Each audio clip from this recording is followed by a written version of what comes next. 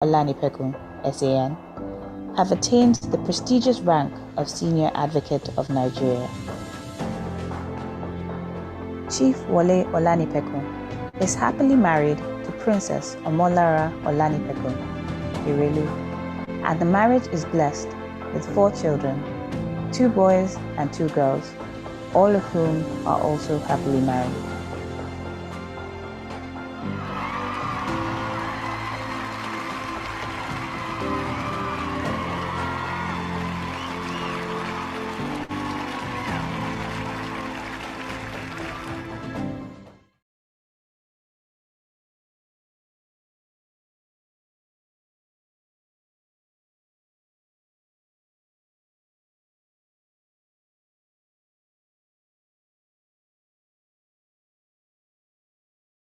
Mrs. Lyo had her BA with honours in printing from Nottingham University, UK.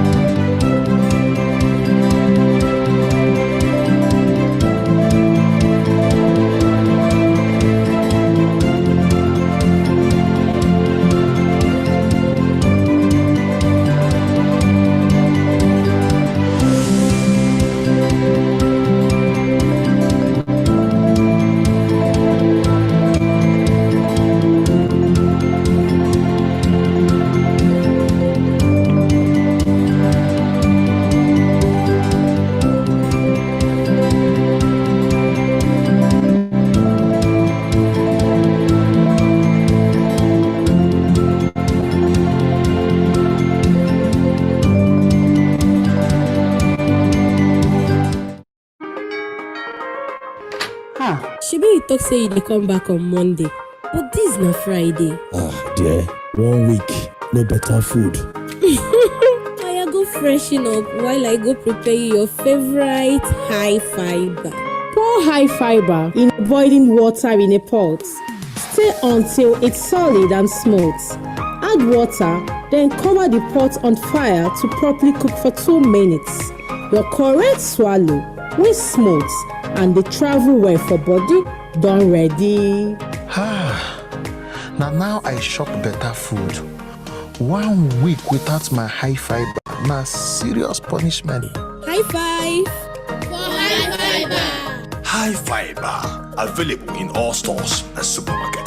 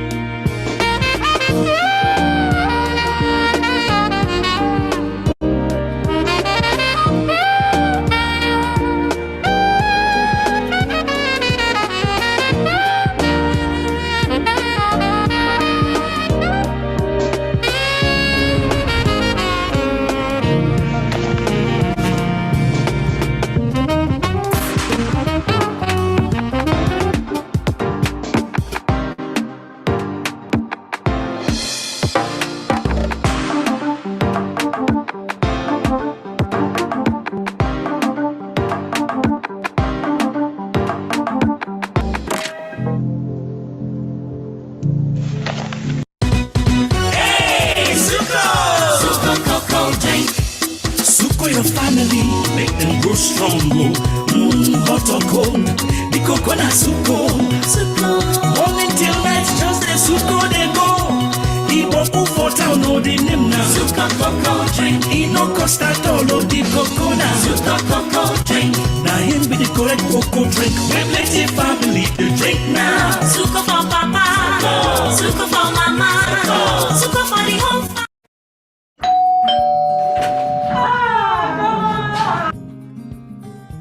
I bought something for you. What is it? High fiber. High fiber is the highly nutritious sorghum soya meal that is good for your health. You mean this one is better than the ones that I've been eating before? Grandma, by the time you taste this one, you have a new experience.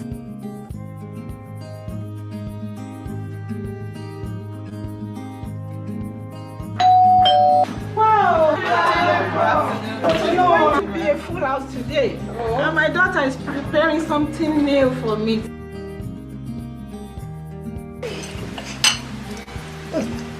This swallow tastes different from the ones we've tested before. It is so delicious and succulent. What is this delicious meal, Grandma? High fiber, highly nutritious meal with great health benefits available at all stores nationwide. Call 090-3344-6662. Produced by Spectra Industries Limited, home of functional foods.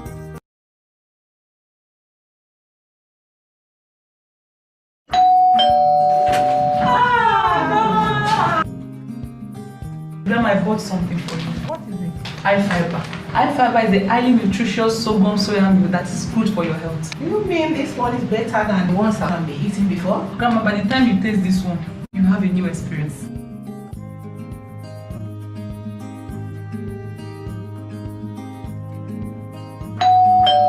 Wow! You know, I want to be a full house today. And my daughter is preparing something new for me.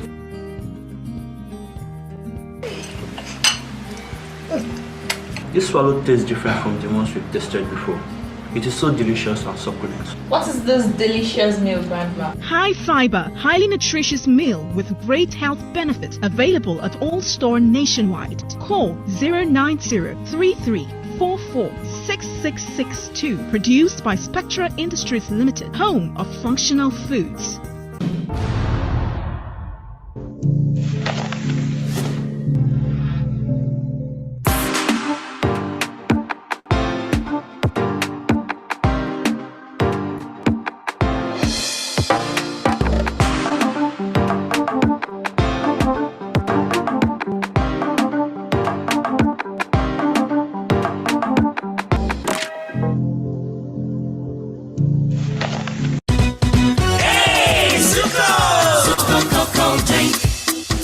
Your family, make them grow strong, hot or cold, the coconut suko. Morning till night, just the suko they go. The boku for town, no the name now. Suka cocoa drink, no cost at all, no the coconut. Suka cocoa drink, now him be the correct cocoa drink. We plenty family, the drink now. Suka for papa, suka for mama, suka for the whole family.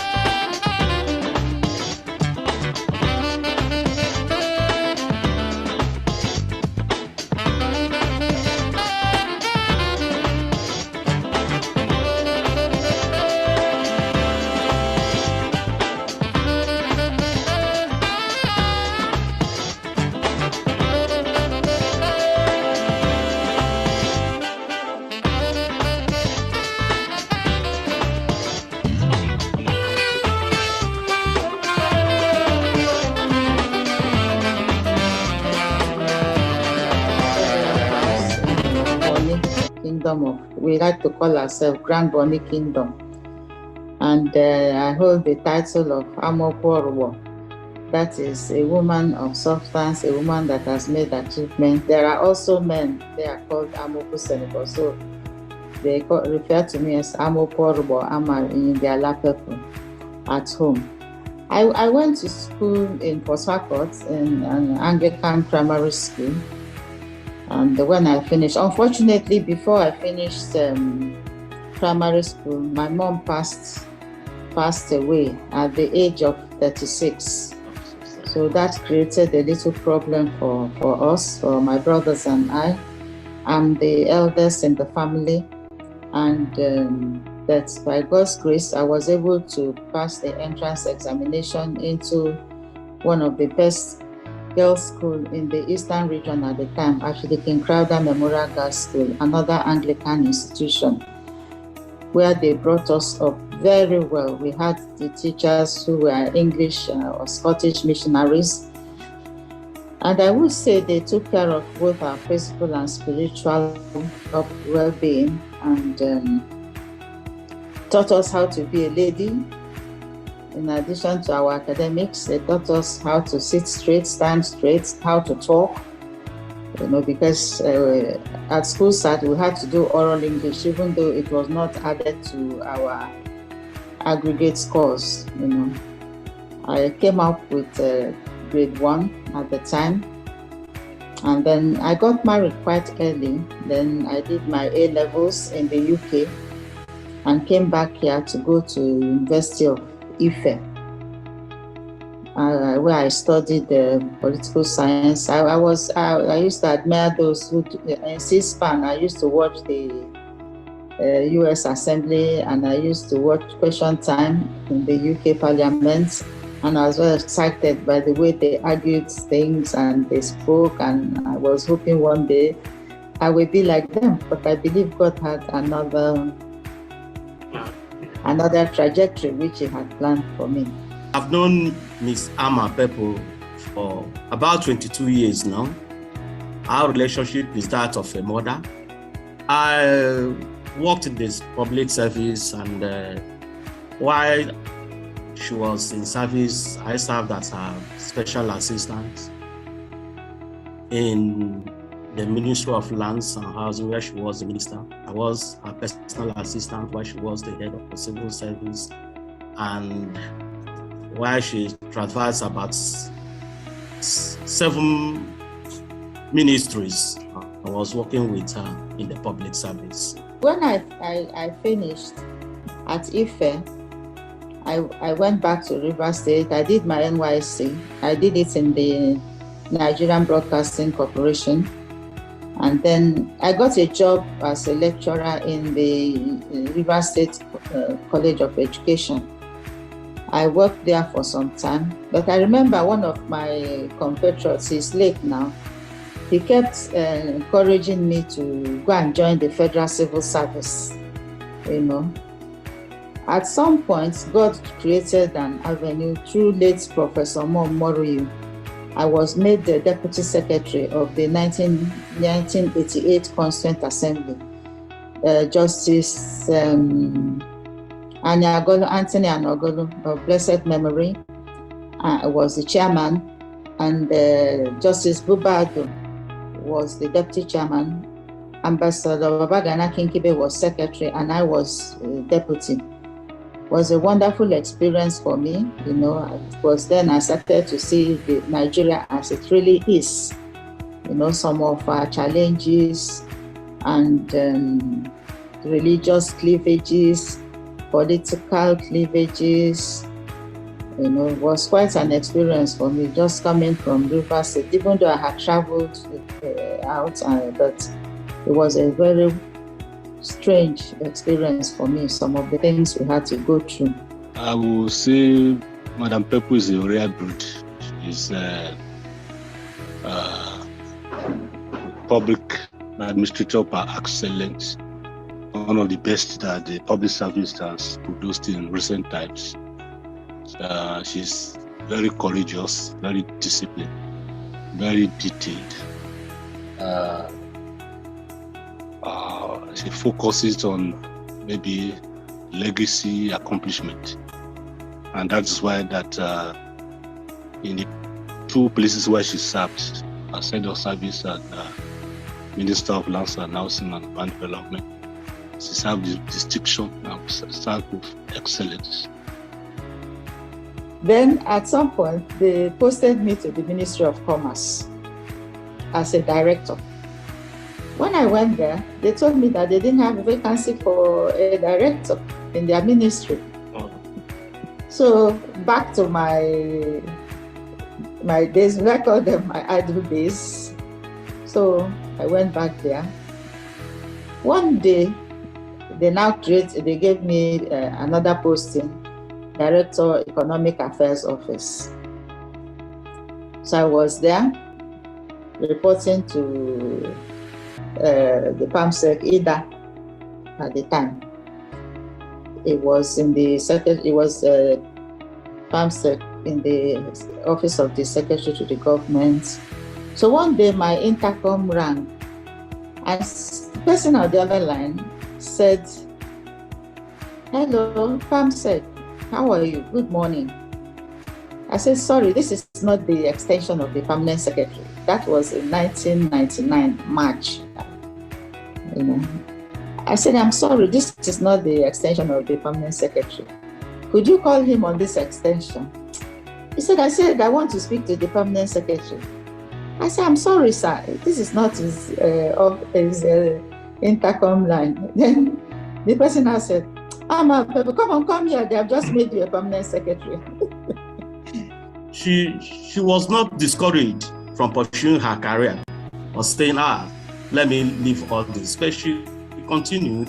So I raced to his office, and he showed me the letter, the circular. I was shocked, I was surprised. So I was posted to the Federal Civil Service Commission. That's where I was posted at the time. She's the second female head of service, and she also held a very high position too in the National Assembly. I think at the time it was called the National Assembly, which was also first as a lady. So you see that you can be the best that you want to, as you are focused, as long as you are disciplined, my people. As long as you want to learn, continuous learning and development, you learn from everybody. My people learn from everybody. You need to be detailed, you need to be meticulous, you need to be goal-oriented. I used to be very, very proud that time, when we had the meetings, conference of ministers, in the governor's meeting. We used to have a lot of arguments. We meet for 2-3 days. But when we've taken decisions and it goes to the conference, the ministers just approve what we recommended. And each time we had conference meetings, I was very, very proud to sit behind Dr. Lukman as his governor. And the people, they respected him a lot. And I think the respect also rubbed off on me as the governor of OPEC for Nigeria. Can pinpoint that truly these women have broken the mystical glass ceiling and have dominated the previously men-dominated sector or area. Ms. Ama Pepo, CFR, should count as one. So my dear sisters, don't let any man tell you that you are inferior to them. In my class at IFE, we are 14 doing political science. I was the only lady, and I got the first class now.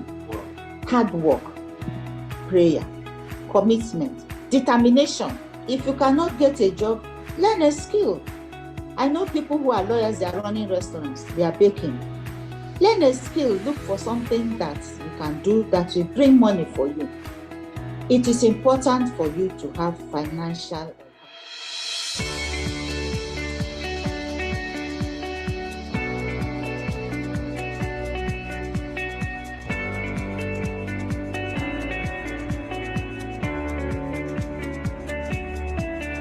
Hi, my name is Adeleke Adele. I'm the CEO of FAE Limited, the largest envelope manufacturer in West Africa. We make over 10 million envelopes a month, and we supply all over Nigeria, Cotonou, and Accra. We're on our quest to supply the whole of Africa. Gradually, we're expanding the business, and we are hoping to claim new territory all over West Africa. The company was set up 40 years ago by my grandmother, Florence Yabode Adubakari.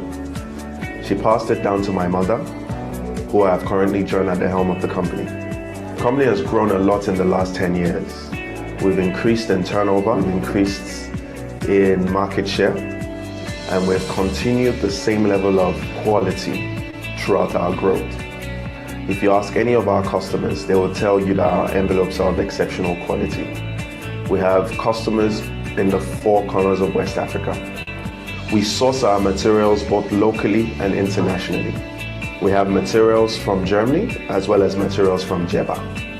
We have glue from Finland as well as glue from Ikorodu. We combine all these materials to put together a product that is second to none, a product that when you put your logos, print your logo on, really shows the quality or really puts out the message that you want to communicate to your customers.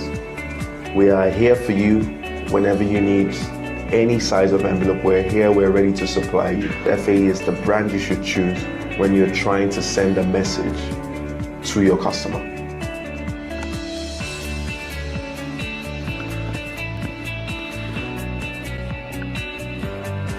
Good day, my name is Princess Layo Kewo. I'm the Managing Director of FAE Limited, the largest envelope manufacturer in Nigeria today. I'm here to talk about what's new in FAE.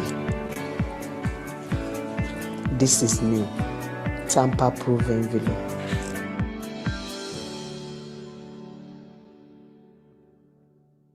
In Nigeria, we are all talking about security. Security about what you are doing. Security about your business. I want to introduce tamper-proof envelopes to you. I'm going to demonstrate it to you. All you just do, you peel and you seal it. Seal the envelope. The number one feature about tamper-proof envelope, tear if you can. You cannot. At least what we know in Nigeria is that every paper must tear, but this one will not tear. That is one. Number 2 is that when you peel it, there is proof that somebody has tampered with it. Nobody has done this in Nigeria except FAE. So buy FAE tamper-proof envelopes for your security documents, your passports, your certificate of occupancy, whatever you want when it comes to your security documents, FAE is there for you. Apart from that, I will also encourage you to buy our first class envelopes and letterheads to match.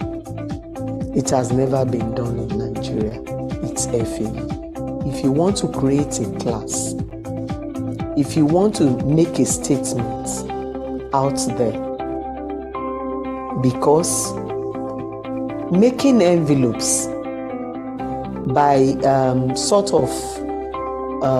how do I put it? If you want to customize your envelope, yes, it's not just buying any envelope out there. What you need, it is something special. And your envelope that you are sending out to your customer tells the customer the type of company you are. I would also like to encourage our companies that does multiple mailings. I want to introduce our window envelopes to you. In inserting machines, you have different types of inserting machine. You can see when you are inserting your documents, is not going to jam. Look at it. That is one. You have the straight flap and you have the curved flap. Whichever one you want, you are good to go. Buy FAE window envelopes. It's good for your ATM, your statement of accounts, your dividend warrant. FAE is there for you.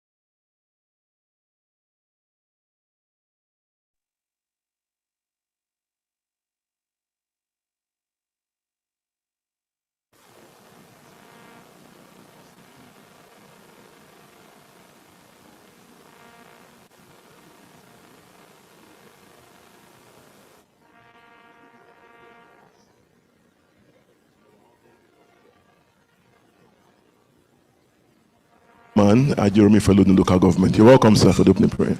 Yes.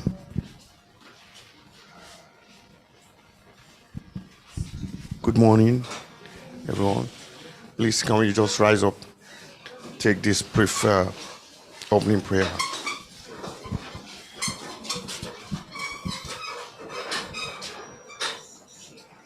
Father, we thank you this morning. We appreciate you for bringing us here to be part of history. Father, we ask that you give us the joy and continual health of mind and body to receive your mercy and grace in our time of need. Father, we thank you for every opportunity you have granted us to witness this epoch occasion. And for this, Father, we ask that every valley shall be exalted, every hill and mountain shall be made low, the rough places shall be made straight, and by his grace everything shall be revealed the glory of God. Father, we thank you for our mommy and daddy that are here. Father, we ask that you grant them greater opportunity to feed this country, this nation, and for everyone. Thank you so much. In Jesus' name. Thank you very much. Can we please be seated this powerful morning? Thank you. Thank you. Yes, this morning we're here for something very, very significant, and that's the CVL LWT Leadership Tribute Colloquium. The LWT has been on for quite a few years now, and the main purpose is to, one, appreciate, two, recognize, and certainly three, honor men and women who have contributed significantly in various industries to the development of Nigeria and our people. And as we move on, you get to know more about this event or about the LWT Day. However, very quickly, I'd like to make some very important introductions. And also very important for me to do this morning is also to welcome our online audience. We have quite a lot of people joining us via Zoom and YouTube. Can you please welcome them and clap for them very quickly, please? Thank you very, very much. So this morning, I'll be introducing first our honorees this morning to the high table. However, before I do that, you can come forward if you want to. All right. I'd like to call the honorees to the high table this morning. These are people of honor, and I'm personally honored as well to meet them today. So, in no particular order, but let me do it a bit like this. Which will we call first? The man or the woman?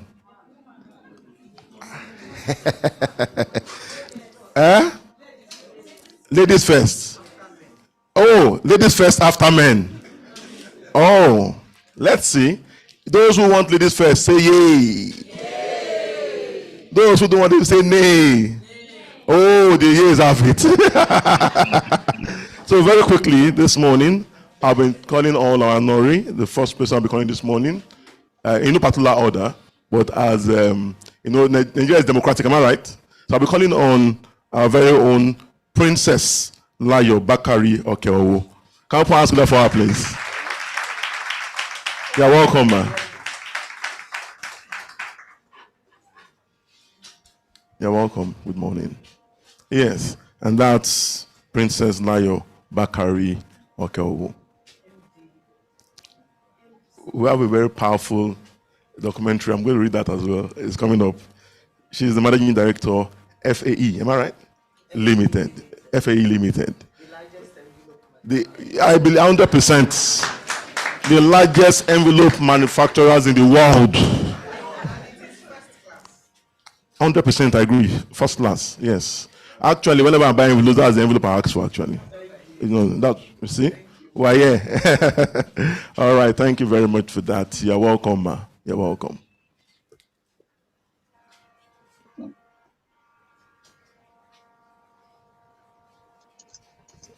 Media, please.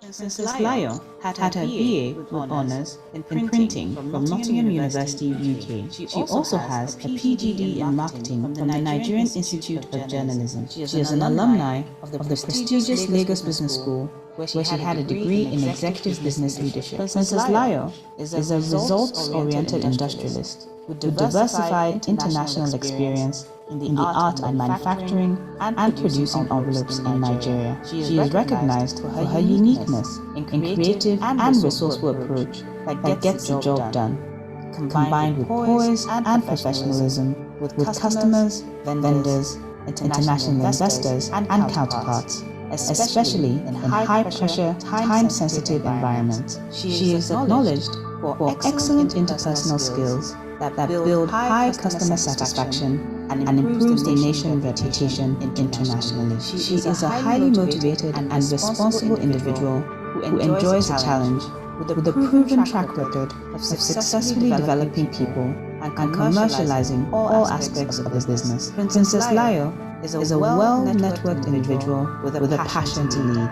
She has held various leadership positions socially and professionally. She is strong-willed with about 20 years of hands-on experience as the managing director and chief executive of FAE Limited, a leading envelope manufacturing company in Nigeria. Princess is passionate about the continued success of FAE Limited and has taken every powers within her reach to move FAE Limited forward. She is a member of Lagos Chamber of Commerce and Industries, LCCI, Institute of Directors, IOD, Manufacturers Association of Nigeria, MAN, among others. She is happily married and blessed with lovely children. Ladies and gentlemen, please welcome Princess Layo Bakare Okeowo.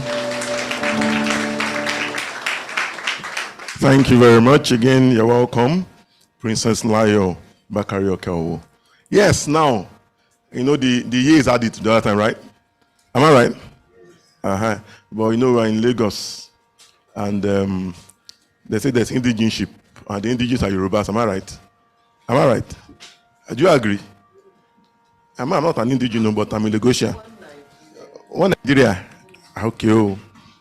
Somebody is but Yoruba people will say Egunla lo shekini. Beni. All right, ma. Thank you, ma. So now, I'm not being sensitive. I'm not biased. But I'm a man, sir. So you can call me E. You can call me him. So I'm a man, right? So Yoruba say Egunla lo shekini. Thank you. So we'll give it to you. Yes, have it. But can you join me again as I welcome our honoree as well for this LWT in the person of Mr. Duru Kuteyi, Managing Director, Spectra Industries Limited. You're welcome, sir.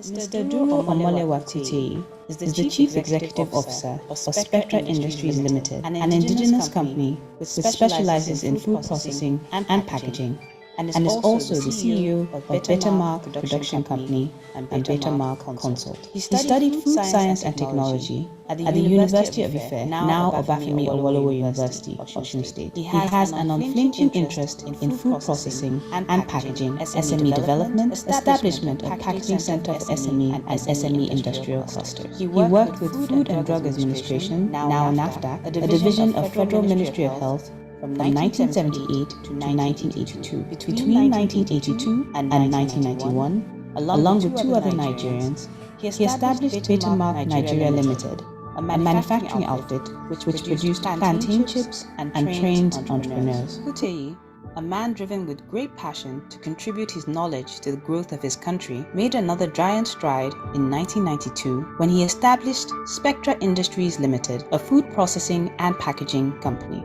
Spectra Industries began production with Suko cocoa drink in sachets, tins, and refill packs, while other products, including cocoa in sachets and tins, soya flour, sesame oil, pineapple juice, faster meal, and high fiber, were later added. His passion to see excellence upheld in food technology and science prompted him to establish a food consultancy organization called Dean Consult and Agro Allied. Mr. Kuteyi, in his passion for career growth, has attained various positions in different industries, which include Director in Bank of Industry, Microfinance Bank, Consultant to Nigerian Export Promotion Council, among others. He has received several awards, among which are National Merit Award from Raw Material Research and Development Council, Abuja, for development and utilization of local raw materials, amongst others. Mr. Kuteyi is happily married to Mrs. Modupe Oluremi Kuteyi, and they are blessed with lovely children and grandchildren. Ladies and gentlemen, please welcome Mr. Duro Omolewa Kuteyi.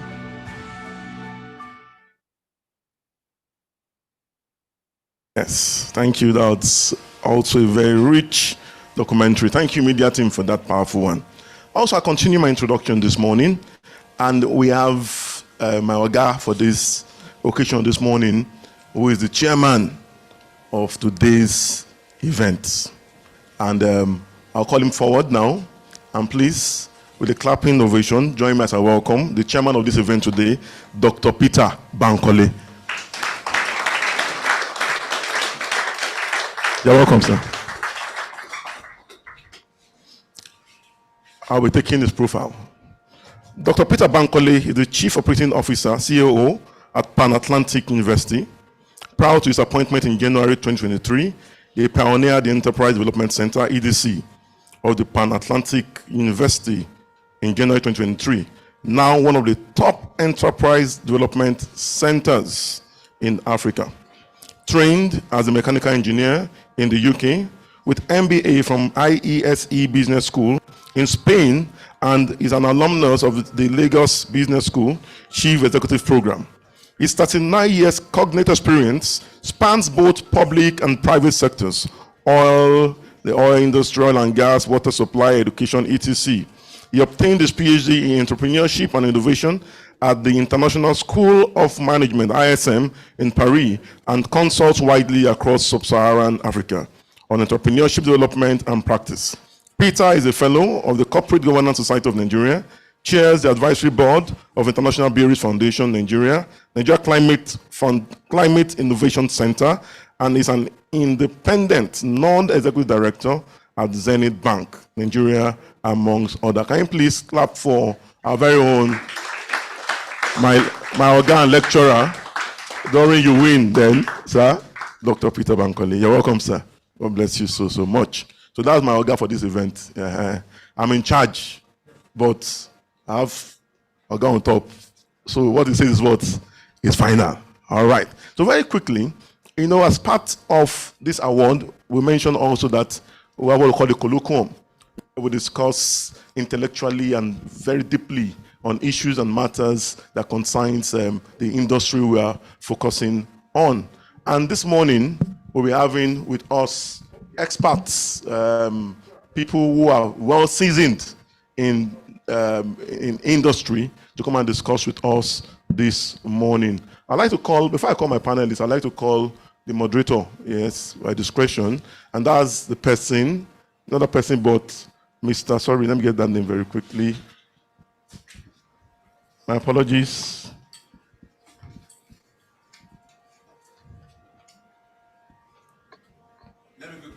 Oh, thank you, sir. Thank you very much, sir. Thank you, sir. Mr. Akin Fatuke. Mr. Akin Fatuke, thank you very much. FCA, that's Fellow Chartered Institute of Chartered Accountants on Nigeria, ICANN. He also the MD of Chroniclers and Associates. Mr. Akin Fatuke is also a communication consultant. Thank you very much. Thank you very much. Thank you, Mr. Akin, for bailing me out from that. And thank you, Chairman, for allowing that. All right, sir. Also, we have with us our panelists this morning. This morning, we are having with us on the panel Dr. Yusuf. Dr. Not yet around, okay. We also have Mr. Adeogidon. Oh, you're welcome, sir. You're welcome, sir. Mr. Adeogidon is the Executive Chairman of Nadigo Communications Limited. We still await the arrival of Dr. Muda Yusuf. Right now, I would like to know, media, Prof is unavailably asked this morning. That's Professor Pat Otomi. Great, fantastic. He has just joined us via Zoom. I'll step aside now as Prof takes his opening remarks. Thank you. Well, thank you. Thank you so very much. What a wonderful day this is. I feel so lifted by this LWT. I feel particularly pleased that even though I am thousands of miles away, that I literally can feel that room. I am so pleased and privileged to see that my very, very dear friend, Dr. Peter Bankole, who I call the banking banky because he's bankable and ever dependent, is there to chair this event. And Adeo Gidon, we go back more than 50-something years to university days at UNN and the remarkable work that he has done in covering business in his days at The Guardian. I am also very, very pleased to see my co-gang member, Akin Fatunke, there on the panel. But very importantly, the honorees represent a breed that I am passionate about. In the many years that I served on the Governing Council of the Manufacturers Association of Nigeria, going back to 1986, I have seen manufacturing evolve in Nigeria, its ups, its downs, and I've been extremely hopeful that manufacturing will make a strong comeback, because that is really the only way that we can build sustainable, superior performance as an economy. The job creation possibilities that come with it, and all of that. And the two honorees today show that in this rent economy, where people can look for the easy track, manufacturing is really what makes the most sense. However, manufacturing has been a victim of policy. Manufacturing has been a victim of social priorities, because when oil came, it sent things going a different track. But I can tell you, without giving much thought that manufacturing came in a rush to Nigeria. Colonial Nigeria did not try to manufacture. Instead, it just structured Nigeria to be a source of raw materials for manufacturing in the metropole. But when the new leaders of Nigeria began to take over in the 50s, we recognized that manufacturing was going to be key to progress. And the starting point was the government of Western region marking out a part of that region, which we all know today as the Ikeja Industrial Estate, to begin to invite partners to set up manufacturing activities. Of course, in the competitive communalism that was the tradition of that era, this was quickly followed by Aba and Port Harcourt from the Eastern region and Kakuri in Kaduna, of course, Bompai already making its own strides. But we saw oil and Dutch disease deal manufacturing a very severe blow, especially because we chose to function within the import substitution manufacturing philosophy. What we found as we went through the difficulties of structural adjustment is that manufacturers whose inputs were from local endowments tended to do much better and tended to survive. And so we come to a season of trying to rebuild manufacturing in Nigeria.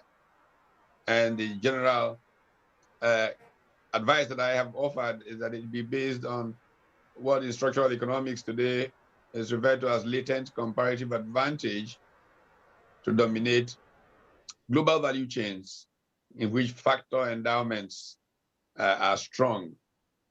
That is just jargon of saying, basically, let's use what we can produce, what we have naturally, to add value such that we become dominant players in the production and distribution worldwide of what flows through that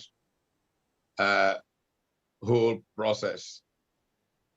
I would just say, in closing these opening remarks, that the LWT was set up as one of the flag programs of the Center for Values in Leadership, which was founded in 2004, to help us identify leadership values that can strengthen our society, whether it's in public life, in entrepreneurship, in all areas of endeavor.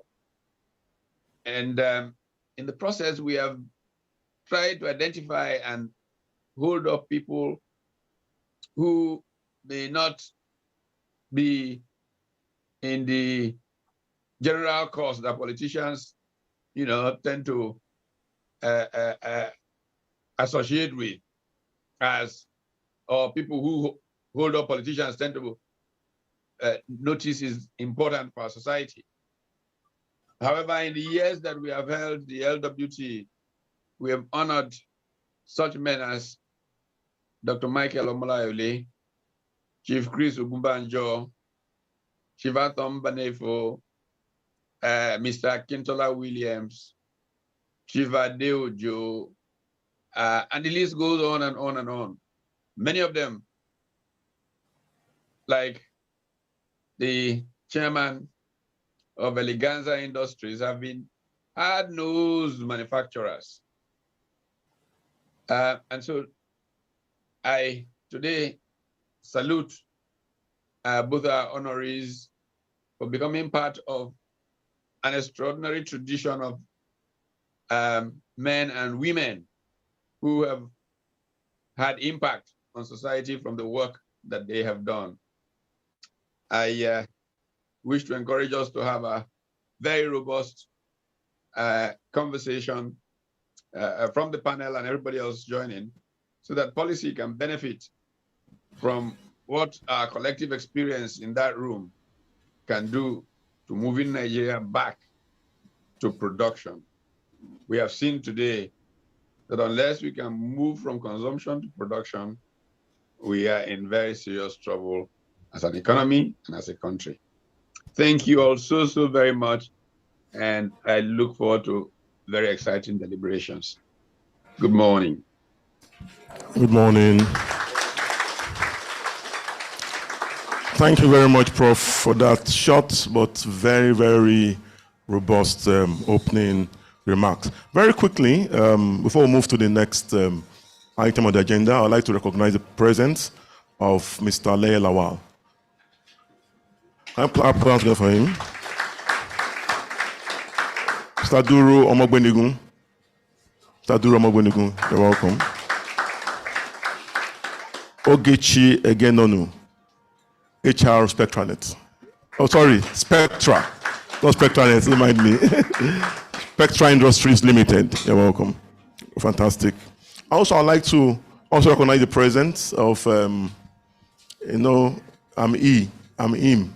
Remember, of another person, but the heartthrob and spouse, husband of our honoree this morning is person of Otumba Abiodun Okeowo.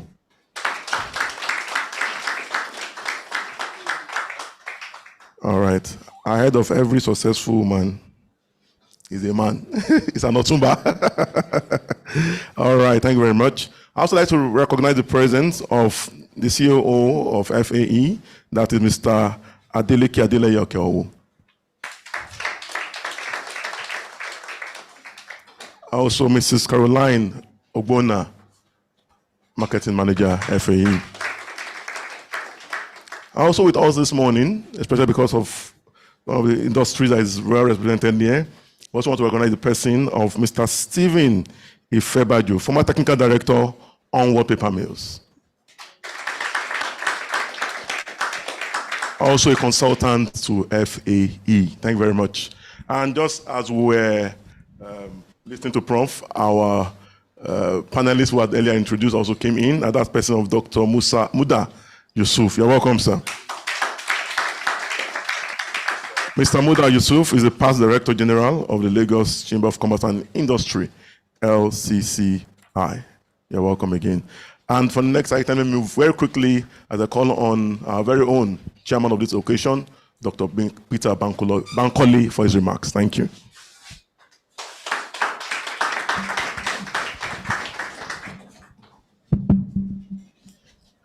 Good morning, honorees, the panelists, Prof, that I call Pato. We go back a long way. He's been my teacher, then I taught her daughter, so the teaching is a cycle. If I may, I would like us not to use the abbreviation LWT, because it's sending very wrong signal to my head, and I'm sure you know what I mean. Please, let us call it in full, Leaders Without Title.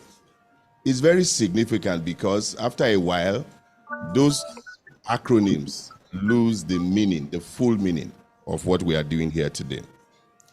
Indeed, I have been at a few of those Leaders Without Title programs in the past.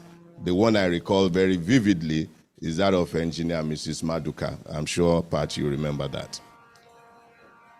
But you know, it's a tough one for me to come here this morning.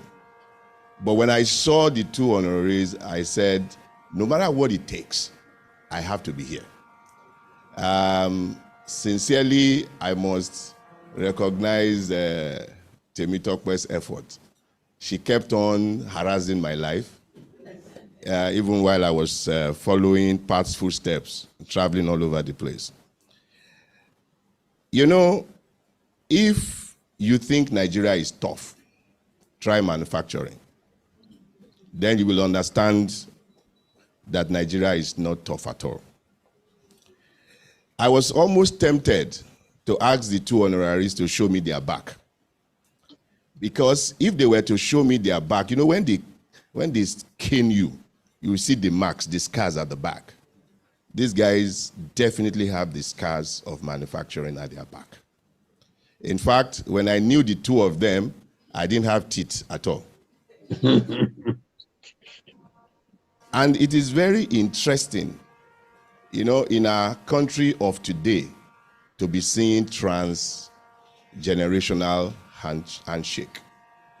So FAE, for instance, was started by her mother, and now I see the handshake is going to the son, from Layo to Leke. This is very important. In our country today, if you see 2 generations, you are lucky. If you see 3, it's unbelievable. And I pray that that handshake will happen well, and that you will also hand over to the next generation. You know, for Mr. Duro Kute, I don't know what to say. Because if you look for a rugged person, in every sense of the word, as in, you know, in fact, if I were to give somebody the title of a general, he will easily go for Field Marshal. And I'm not saying this to flatter him, and he knows. Because every hill, every valley, he has traversed all of them. And sometimes I look at him, I say, how do you continue in this thing? Are you not tired? But then, it's passion, it's his love for our country, and I want to salute and thank you, sir. These are people that we should indeed honor. And yes, they may not have title, but we recognize them as true leaders of our country.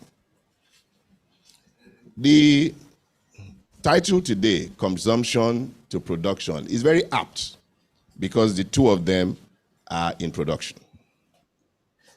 Any country that does not take production very seriously is bound to fail.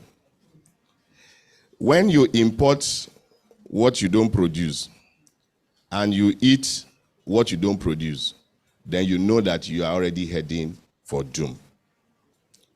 But unfortunately, policies have encouraged us to do the wrong thing. It's a lot easier before to import certain things than to produce locally. That's the reality. But also, if we had done the right thing and by way of policy, and if our exchange rates and many other things have been used to motivate and to culture us to love what we produce locally, then we probably will not be where we are today. Last week I was in Ghana, and I was having lunch in one of the top hotels in Ghana. You know, as I went through, normally I will just walk through everywhere and check first, so that I don't go and take something, then I'll now see another one that I want to take. And I got to this point and I saw Eba and Edikaiko. And I'm like, wow, this is good.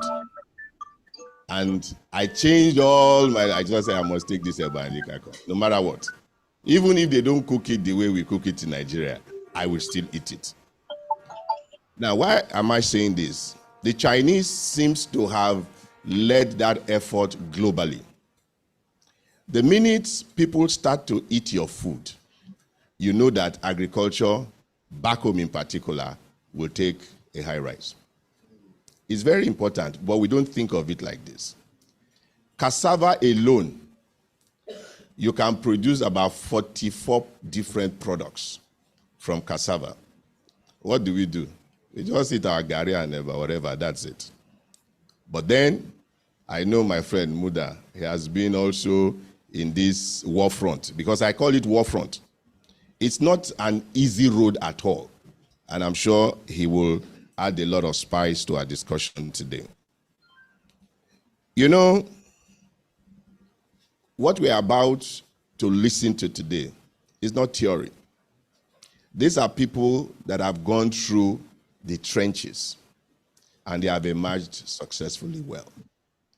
Whatever they are going to be telling us today are nuggets from the heart and from the head. And I pray that whatever we do today will contribute to that conversation about our country. I love my country is not a lie, and I'm going nowhere.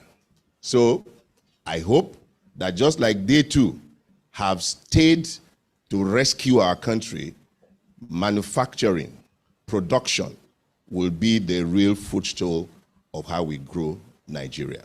I thank you and I welcome you to this discussion today. Thank you very much, Mr. Chairman, and that is our very own Dr. Peter Bankole. Thank you. That was also very apt and also very robust. And truly, I can say Prof is your teacher, and he's my teacher.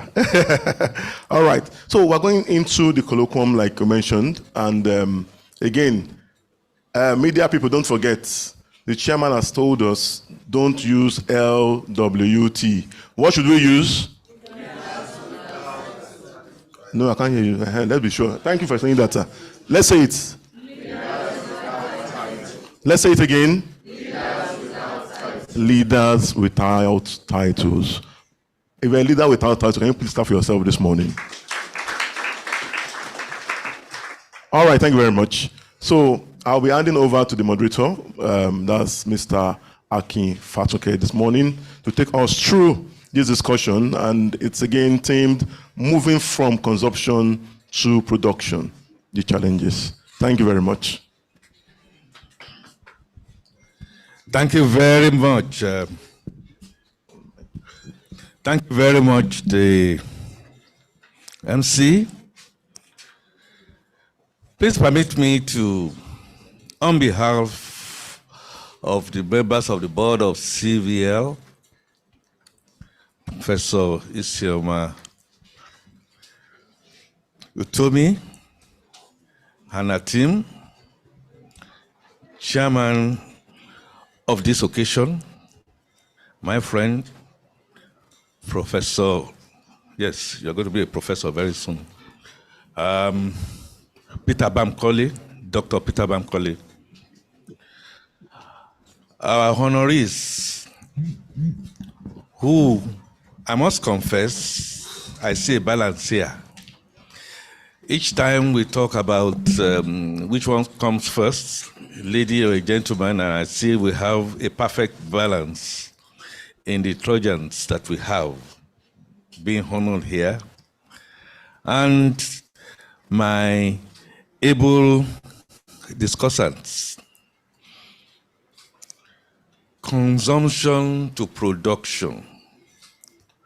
Sometimes I begin to wonder if really we are getting this equation right. Because back in the university, when people talk about growth, they talk about the C plus the I plus the G plus X minus M. C being consumer spending, which rests within consumption in a way. I representing business investments. Of course, D will be government spending. And then when you do the net exports, you talk about X minus M. And if any, or a combination of this, which is subsumed in policy, is not moving in the right direction, of course, the equation becomes really imbalanced. The last run-up to the 2023 elections that we had was settled on one subject, and that is the fact that Nigeria has been too long in the valleys of consumption without composite production. What are these challenges? how do we do low hangers that we can plug right like yesterday? Okay, maybe the next best time is today. How do we sustain this for the GDP growth in that equation that I mentioned? How do we rake up our unemployment numbers, both latent and real? How do we use policies to get SMEs into the space to be able to drive capacity for employment? Those are the things that we are going to be looking at today. And our able panel of discussants are here, ready to shoot and go. And like the chairman said, they will be filling some of those little bit of spaces. I like to also say, as we move along, hopefully very quickly, we'll have perspectives from the floor, time permitting, also online, so that within a period of about 1 hour, 1.5 max, we should be done. So permit me, since you can still hear me, for me to call my friend and my brother, Dr. Munda Yusuf. This whole subject of consumption and moving from it to production, are there really challenges? Are there things that are Nigeria-centric, African-centric, that is not making us to climb like the Asian tigers?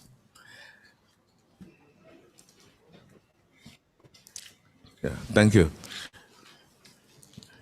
What is your general perspective? I'll take you for a few minutes for your openers, then I'll take Mr. Tadio Gidon, and then we go into the next level.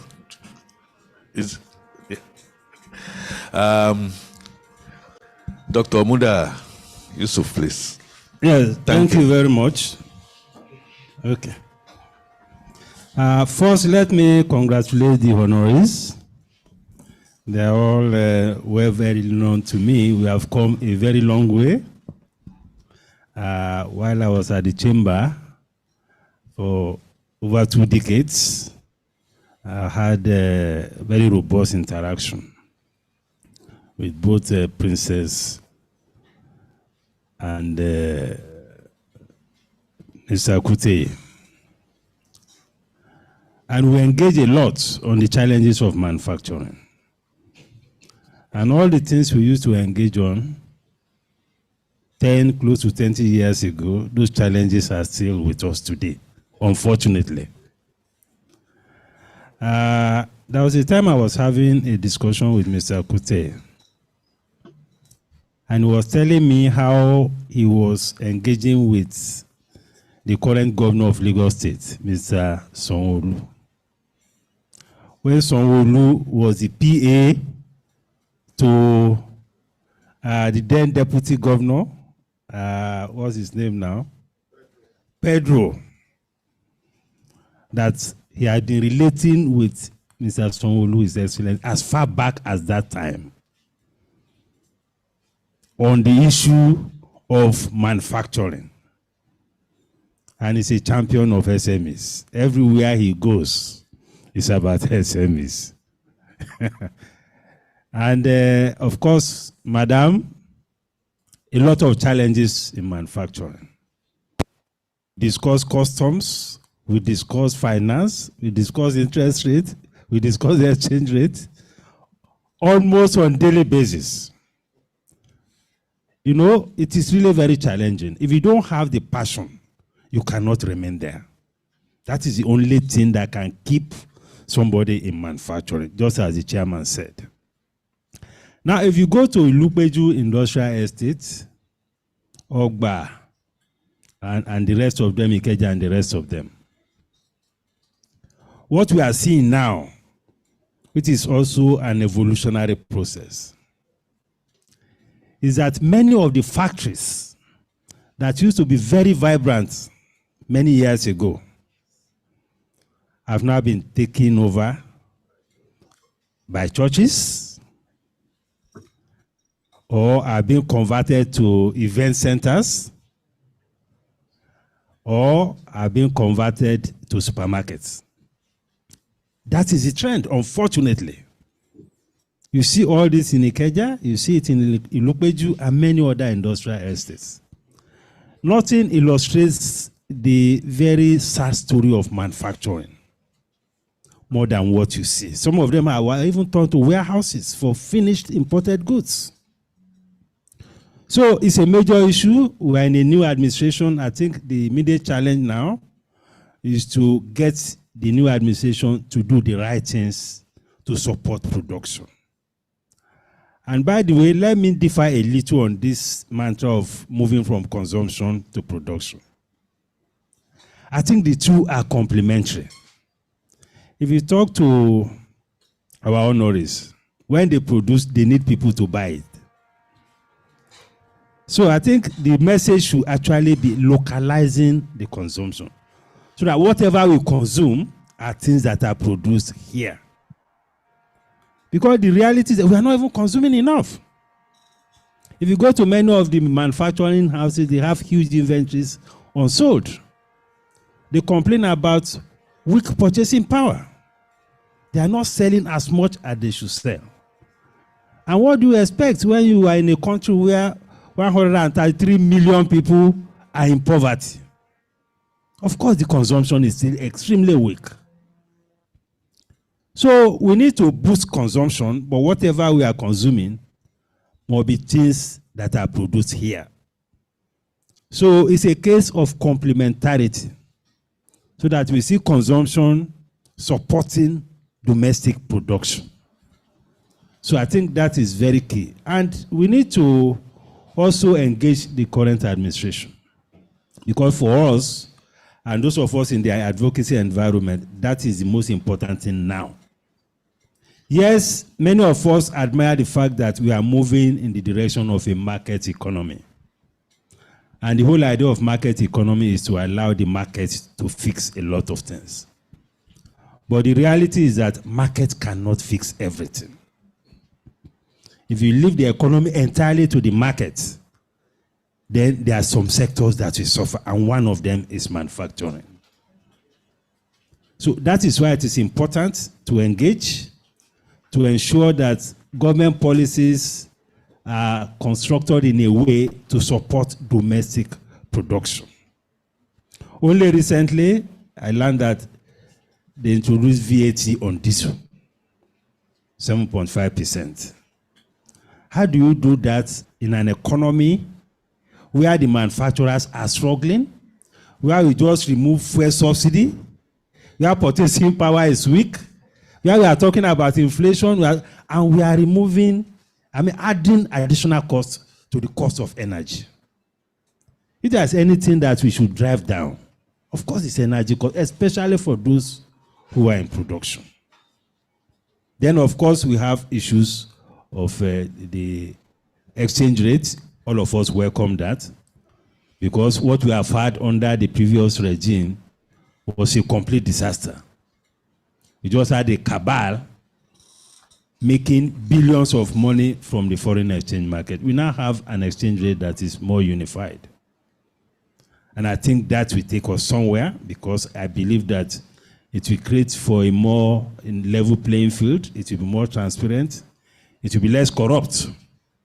Because while I was at the chamber, I know what industrialists go through as far as getting foreign exchange is concerned. A lot of corruption, bribery, and it became a new normal. It was no longer a secret. You are charged per dollar how much you should add on top, so that the bankers can help you facilitate access to foreign exchange. That was how bad it was. Then, of course, we have issues of interest rates. Our people, our friends in the financial sector always advocate that we should allow interest rates to reflect inflation and blah, blah, blah. Yes, the challenges of investors in the financial sector is different from the challenges of investors in the real economy. And we need to also bear that in mind. If you continue to leave interest rate purely to the vagaries of the market, we will not have, the manufacturers will find it difficult to survive. Because you continue to tighten interest rates, we are increasing CRR, we are increasing MPR, and this is keep pushing up interest rates. And some argue that it's because we are chasing inflation so that interest rates can be positive in real terms. So in that context, I think we need to strengthen our development finance initiatives to be able to support those who are in production and do so in a way that is sustainable and in a way that is transparent. Because we have seen development finance under the now suspended CBN governor. We saw what they made of the Anchor Borrowers Program, Export Development Fund, all manner of abuses. But the reality is that we need that kind of support. And finally, because I know we don't have more time, is to strengthen the capacity of our manufacturing sector to source their raw materials locally. That is extremely very important because it's creating the challenge of competitiveness for them. I know that Princess Layo Bakare Okeo has been doing a lot in the area of promoting backward integration, although it's a very big issue. She has been engaging with authorities. She engaged with Ogun State government just to see how we can develop our pulp and paper industry so that they can support those who are in publishing, those who are in envelopes and all of that. She has been doing a lot around that, but it's such a big issue that you need a lot of support to be able to make an impact in that area. So we need to see more investment in our core industries. These are industries that support the lighter industries. So the pulp and paper industry is one critical industry that we need to support, and we need the government to support that. The iron and steel is another very critical area that we need to establish proper support as investing in core industries. The petrochemical industries also is another area that is very critical because most of these raw materials that people import arise from things that relate to either petrochemicals, iron and steel, pulp and paper, or even aluminum smelter industry. Under Babangida, there was some heavy investment in aluminum smelter. I don't know how that has ended up. If you had that, all our cable industries will not need to be importing all these wires and cables. So there's a whole lot that can happen also in agricultural area. Our agro-allied industries need to be better supported. This economy cannot be supported by hose and cutlasses. We need to bring technology into agriculture. So that apart from issue of food, all our agro-allied industry will not have any cost to be importing some of these things that they import, which is putting a lot of pressure on our raw material. So let me pause there and allow my colleague, Mr. Adeo Gidon, to call it Adi.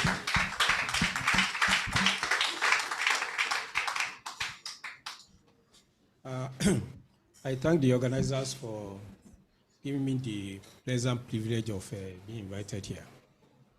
I take my invitation as being divine because the two honorees today have been known to me since the time they started. Mr. Kuteyi, in fact, was my neighbor at Ifako Agege side, around Aruna. And I know he started the business from his 3-bedroom flat.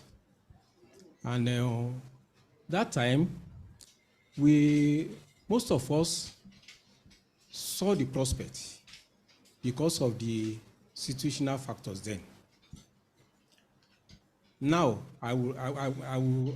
that optimism will be reversed during the course of my statement. The princess, too, was well known to me, especially when I was at the Guardian. And I could see the way she started. She showed that resilience. And her action-packed initiatives is something that one should now describe her not just as a princess, but the queen of the industry.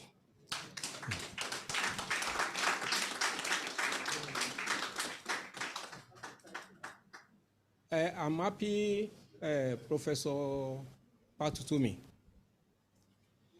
who was my colleague at University of Nigeria, Nsukka, has given a very good historical background. I enjoyed the historical excursion in respect of industrial development in this country. Industrial development, which was focused on consumption, on moving the country from consumption to production, started even from the colonial era.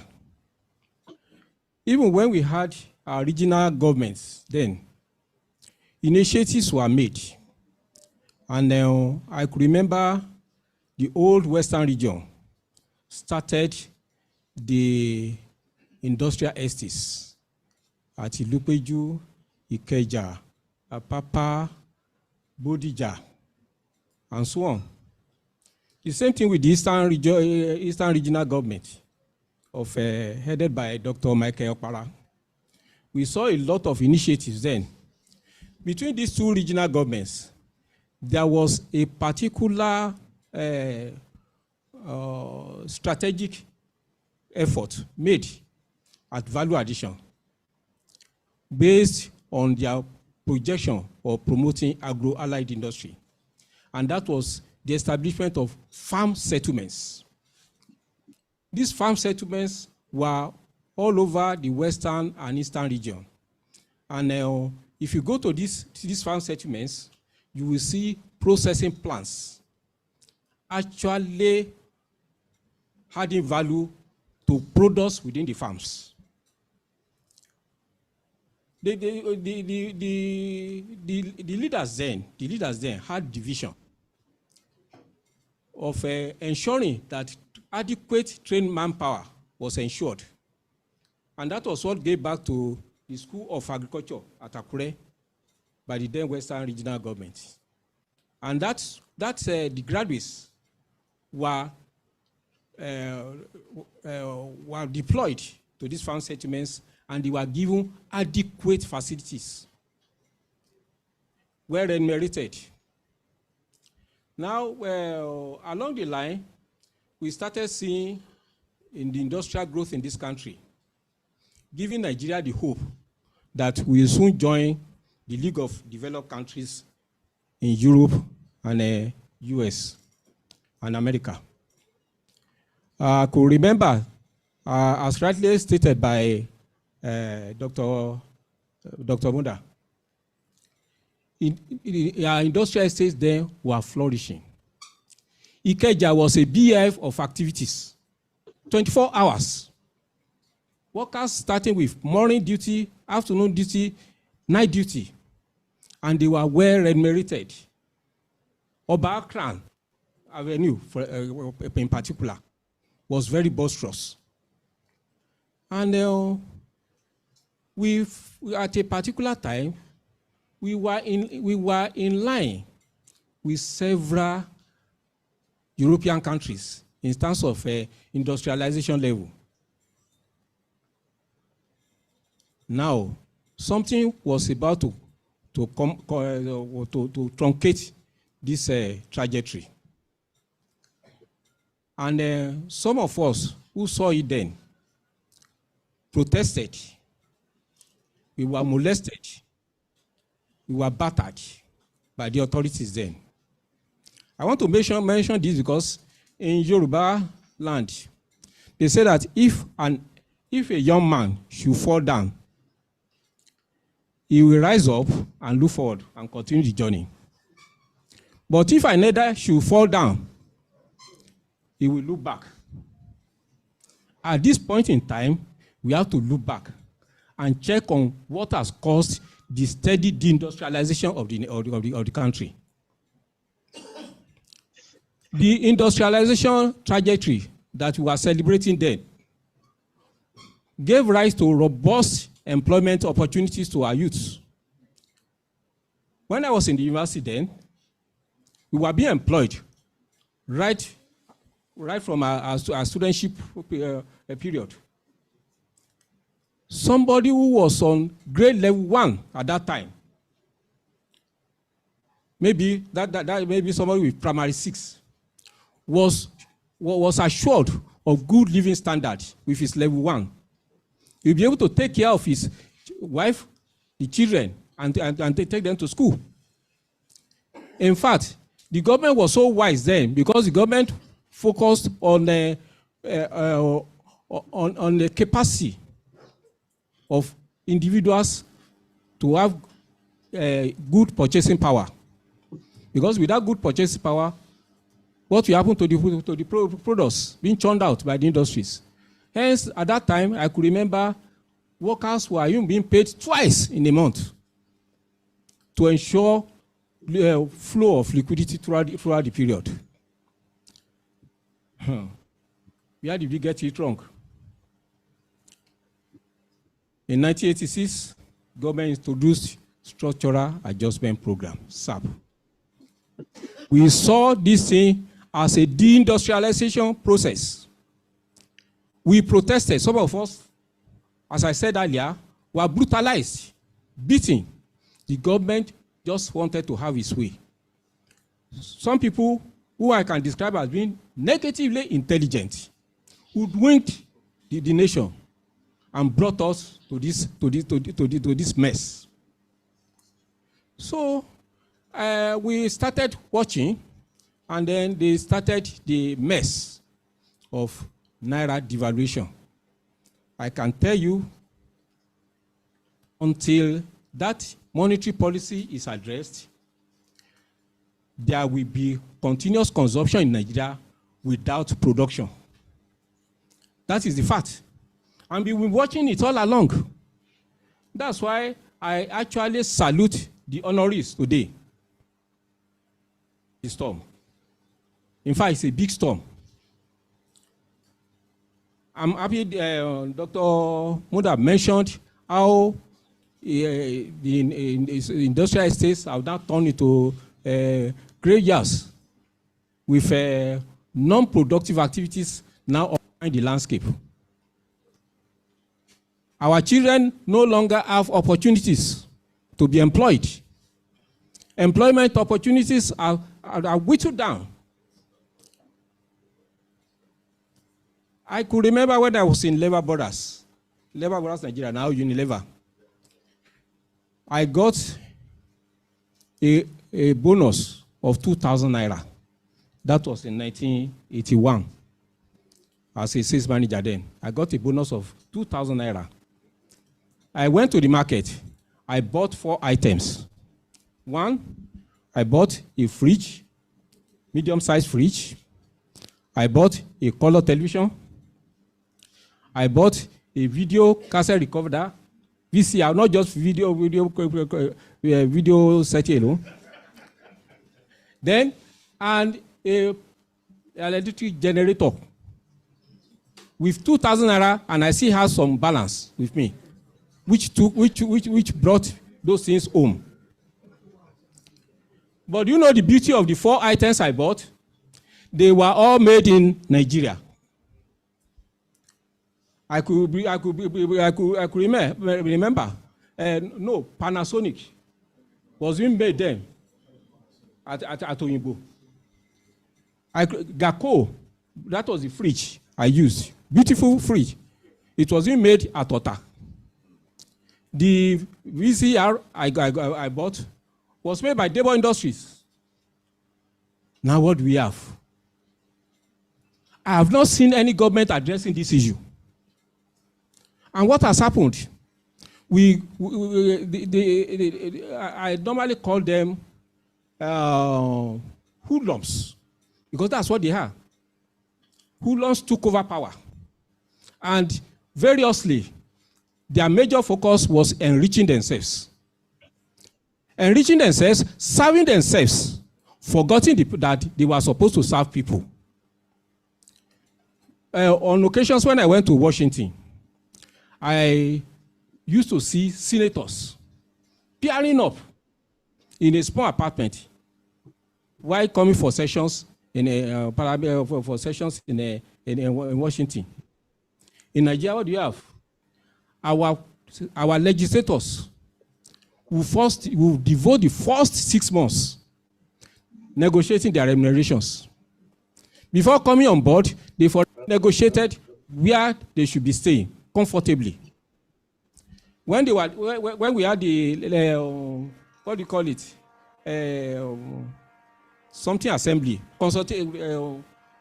I've forgotten what they call it. That reloaded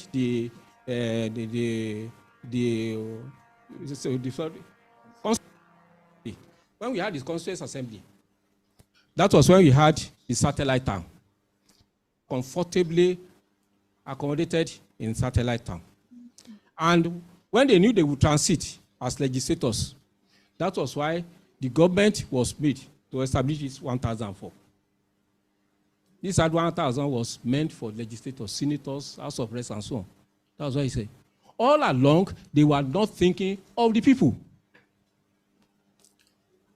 One could go on, but that is the tragedy we have in Nigeria now. I always cite an example. I tell you, when it comes to the issue of monetary policy. I was in Tokyo some decades ago for a fellowship program, and the Ministry of Information invited me for a press briefing. There, I saw the then president of US. Everybody was surprised that he was in US. What happened? He was just being briefed. He was just being given the economic report. And he saw the armada of goods coming from Japan. What must have caused this? He checked. At that time, Japan decided to devalue its yen. That devaluation was to affect the US economy. And US knew that the further devaluation would destroy the industrial landscape of the country. I was told that the president of US then violated all protocols. He was almost airborne with his F-11 plane before telling Japanese authorities that he was even on his way. I was there live when he was telling the Japanese Prime Minister, then the late Obuchi, was telling him that if yen was not revalued upward, within 48 hours, you will cancel all the import bills coming to US. That was what happened. That is politics and economics of devaluation. What is an import-dependent economy like Nigeria doing with devaluation of its currency? It's the most stupid thing that has ever happened to our economy. And let me give you an example of Ghana. All of us knew how Ghanaians were in Nigeria doing menial jobs. I think a government came into power then and decided to redenominate CD.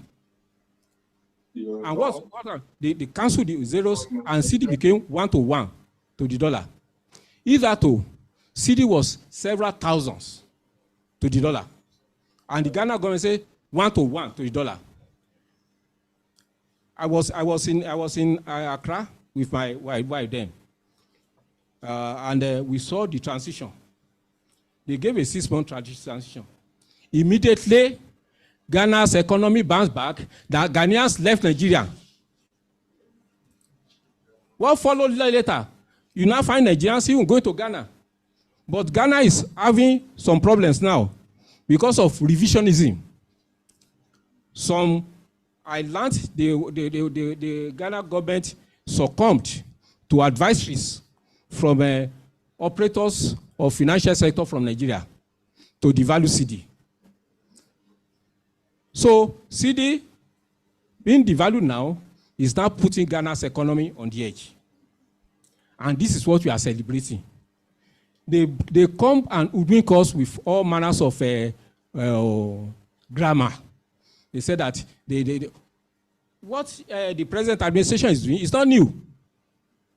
In the past, they used to tell us that they will merge the official and parallel market, and that has always been the excuse for devaluation. You are merging without eclipsing the parallel market, and even funding the parallel market. And the parallel market became the accessible window for ordinary Nigerian. So what do you find? So my point here is that the industrialization trend will continue. Even watch the crude oil. The crude oil we are producing, but we are not producing it. We are not producing the refined products. So, as I said earlier, at this age, Nigeria can be described as an elder. We have to look back into what happened to us and then know what to do. Finally, the issue of exchange interest rate is also another obstacle to industrialization. While the whole world is targeting sub 5%, you find CBN celebrating hikes in interest rates. And you know the paradox of it? Some privileged industrialists are getting the interest rates even at concession rates, while the poor SMEs are struggling to get it at high rates. How do we go from here? There must be a paradigm shift. Thank you. Thank you very much, our discussants. And as you will see, there will be different perspectives on the same goal, depending from where you are patched and from where you are looking at. But my profession, accountancy, has a concept that is called sunk costs. A sunk cost is a cost that in the past, yes, we may as well decide that we've lost, yes. What are the learnings that we have from looking at the past, like Ade has said? Ade Ogidon. What should we be looking at from the paradigm shifts that we found ourselves? I know that during Ade's population was not as flying to the skies as we have right now. The military came, truncated our regional developmental strike, and then of course oil came. Whether it's a curse or whether it's a blessing, still remain a thing that we need to look at. And before I throw it out to our audience for their perspectives, I am not going to allow Dr. Muda, Mr. Ade, to go. In view of the fact that, yes, the Generation X are here, now moving to Generation Z, many of them, from some of the commentaries that I've had, points to us and say you are part and parcel of the whole rot. While that was going on, what did you do? Elder Ade, I heard you are bruised, you are brutalized, and stuff like that. They are not asking. You are bruised and brutalized, yes, you are still here, you enjoyed and you took all the advantages. What exactly did you do? My teacher, a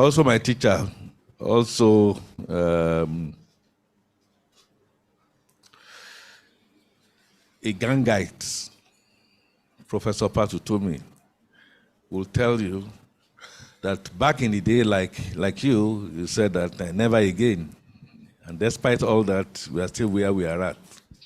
I want to ask you, now that we are where we are at now, we are all agreed that the way forward will be to ramp up production. We all agreed that it's not just ramping up production, it should be backward linkage, such that we encourage consumption that is Nigeria? Do we the industries like the pulp industry to help Madam? Or to now reconvert the industries that we had at one point in time so that Mr. Kude can begin to smile? Are they we can do like now? If not, what would be, from your perspective, apart from advising whichever government at the end of the day that is enthroned in 2023, what would be the kind of immediate intervention? By that, I mean, we have a lot of priorities. Security is there, we have power, we have the issue of even capacity from what we turn out from the universities to be able to handle what needs to be done. We have the brain drain, everybody is, jackpying here and there. What will be, maybe in order of priorities, and I'll just leave it 3, there will be so many, in your opinion, that we can do, that we can measure, that we can preach, and we can insist going through either our legislators, our local government, our governors, or to the federal, that we should be doing to stem the tide. Dr. Muda Yusuf, I hear that you are a tailor, and that even when things are all torn and you have a way of putting it into good patches, what will be your first 3? Thank you. Thank you very much. On issues of economic management, there are always different perspectives. That is why sometimes when you put 10 economists in a room, they can give you 10 different answers or solutions. They will say ceteris paribus. Yes, other things being equal. But having said that, I think it is important, and I think there is a large measure of consensus on this, to get our macroeconomic fundamentals right. And when I say macroeconomic fundamentals, what I mean are things like our inflation, things like our exchange rates, things like our interest rates. Those things are critical for the growth of any economy, irrespective of the sector in which you operate. Mr. Ogidon talked about how in the 80s he spent 2,000 to buy so many things. Actually, at that time, you could buy a brand new car for 2,000 something. Brand new, not Okumbo. So for people who are around, you will appreciate this point. And we are not talking about many centuries ago. All of these things are consequences of bad macroeconomic management. These things are coming from. Of course, we had SAP, which Mr. Adeogida and many other people disagree with. But fundamentally, if somebody has an ailment and you are given a therapy, if you choose to go and use overdose of the therapy, you cannot come and blame the doctor for the thing not working. If you also do an overdose, so it is one thing for diagnosis to be right. It's one thing for the therapy to be right. It's also another thing for people to work according to the prescription. Otherwise, at the end of the day, you not get the right kind of results. So discipline in economic management is very, very critical. And I will cite an example. Our now suspended CBN governor, at the inception of his own tenure, CBN lending to government was just about 2 trillion naira or less. As at last year, or even as at February this year, cumulative lending had risen to about 28 trillion. And in economics, when the CBN begins to throw money into the system like that, that's a way of distorting all the major macroeconomic variables. It will affect the exchange rate. It causes inflation. It makes people poorer. It widens the disparity in income. It aggravates income inequality. Sometimes when these problems come, we don't know where they are coming from. But if you don't have a good technical team to manage things at the very top, all of us will be victims or casualties of wrong policies. Having said that, specifically to your question, and I said this at the beginning, not all sectors can be treated equally. And in economics, there is what we call market failure. It's recognized in economics that market cannot fix everything. So when it comes to manufacturing or the real sector, away slightly from the whole principles of market. That is why we have development finance. You can't throw the manufacturing sector to go and be looking for credit the way a trader who is going to China to bring something to sell. They are not on the same level. They are not facing the same challenges. They are not contributing equally to the economy. One is creating more jobs, one is creating value. The other is probably not doing anything, he's actually creating jobs elsewhere. So that is why we need to have some sector-specific strategies and interventions. So I will start with the issue of finance. And just as I said, sometimes when we discuss some of these issues, people who are on the financial sector side, their own theory is that we have to ensure that interest rate is at par with inflation. It doesn't always work like that. That is why we keep seeing the CBN governor tightening monetary policy, increasing CRR. He says it's chasing inflation. And we have never achieved in bringing down inflation using all these monetary policy tools. And the biggest victims of this tightening of monetary policy are those who are in the real sector of the economy. And one very challenging thing about real sector is that once you are in there, you are stuck. You can't be manufacturing cocoa butter or cocoa powder, and tomorrow you wake up and say you want to be doing biscuits. It doesn't work. You are stuck there. Because the fixed assets are not liquid.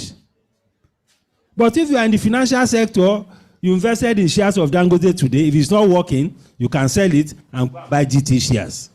If that is not working, you can sell it and go and buy whatever it is. So some of these investments, some of them are more liquid than others. So that is one of the plight of manufacturing.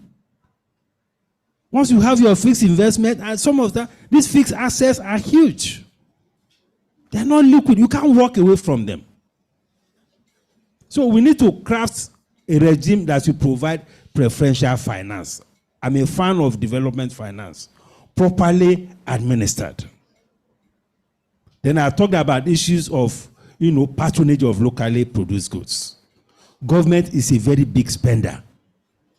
We can have a deliberate policy to all ministries, agencies and we have that policy, but people are not complying with them. If you want to buy anything, buy directly from those who are producing locally. Then, of course, we have some medium to long-term issues around power, which is an issue, that may take around transportation. But we also have people issues, like the problems we have at the ports. Talk to any manufacturer. It's a nightmare any day for you to move your cargo out of the port. Those who are in the digital economy, those who are buying shares, they don't clear cargo at the ports. So when you are talking about these things, sometimes they don't understand. Because their own is to play with figures, move one money from one bank to the other, and they make a lot of money. So we need to address issues around around the entire international trade ecosystem. It can be such a terrible thing. So for me, I think these are some of I talked earlier about issues of core industries, so that we invest in industries that can support the lighter industries by way of their raw materials, so that exposure to all these volatilities in exchange rate will be reduced. But it takes government intervention to get those sectors up and running. So let me pause there and in the interest of time. Thank you. Thank you very much. Elder Ade Ogidon. They say that the wisdom of the elders are always a guiding light, a torchlight. Having lived then, seeing what we are seeing now, and of course, knowing like Yorubas would say, we need you and we need them that are fast-paced. What will be the three key things in order of priority that you will advise a governor, a legislator, a president of Nigeria going forward to help us ramp up manufacturing so we can then move effectively from consumption to production? Thank you, sir. Thank you. Before I address that issue, Dr. Mura stated that people in this sector, once they are there, they stay stuck. They are stuck. They are not stuck though. They've been moving away. They've been moving away from the industry. That's why I regard the honorees today as survivalists that should be honored, that should be, they are heroes. It's not easy staying in the industrial sector. In fact, what others have done was to get the benefits of the financial arrangements, collecting dollars, abandoning their industrial plants, and going to Dubai to import. I can tell you, many of these industrial plants that we have in Nigeria now, they are depending on imports. What are we producing? What can you produce in Nigeria under the present monetary system? You can't. And I could remember a time when Coca-Cola Nigeria Limited wanted to establish a concentrate, or really establish a concentrate at Total, so as to reduce the import content of their production in the country. The company was established at Total, but they had to fold up. So when you buy a bottle of Coca-Cola now, the only local content there is the water. The concentrates are imported. Likewise, other products. I could remember the other time when the first lady, I think, was it Aisha Buhari, came, Mr. Bawatala is around me, we remember the incident, came to commission a tomato paste making industry in Oregon. When we journalists got there, we saw lorries laden with fresh tomato fruits. And the promoter then, the promoter was boasting that these were the products he will add value to. When at that event, I was telling my colleagues, I said, this one is a hoax. I said nothing. After Aisha Buhari left, after the commissioner and so on, all the lorries went back to my 12.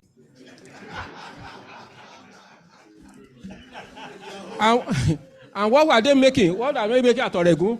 They've already brought tomato paste from China.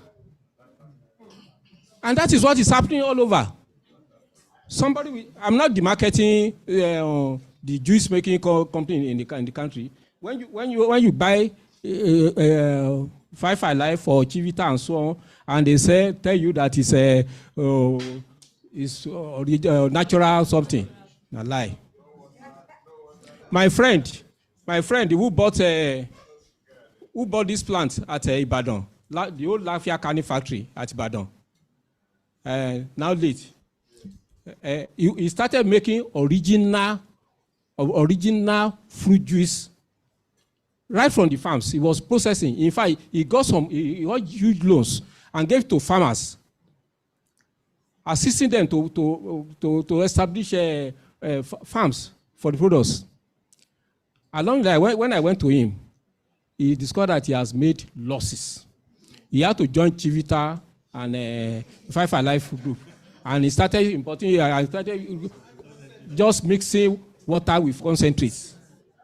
So that is the reality of the situation.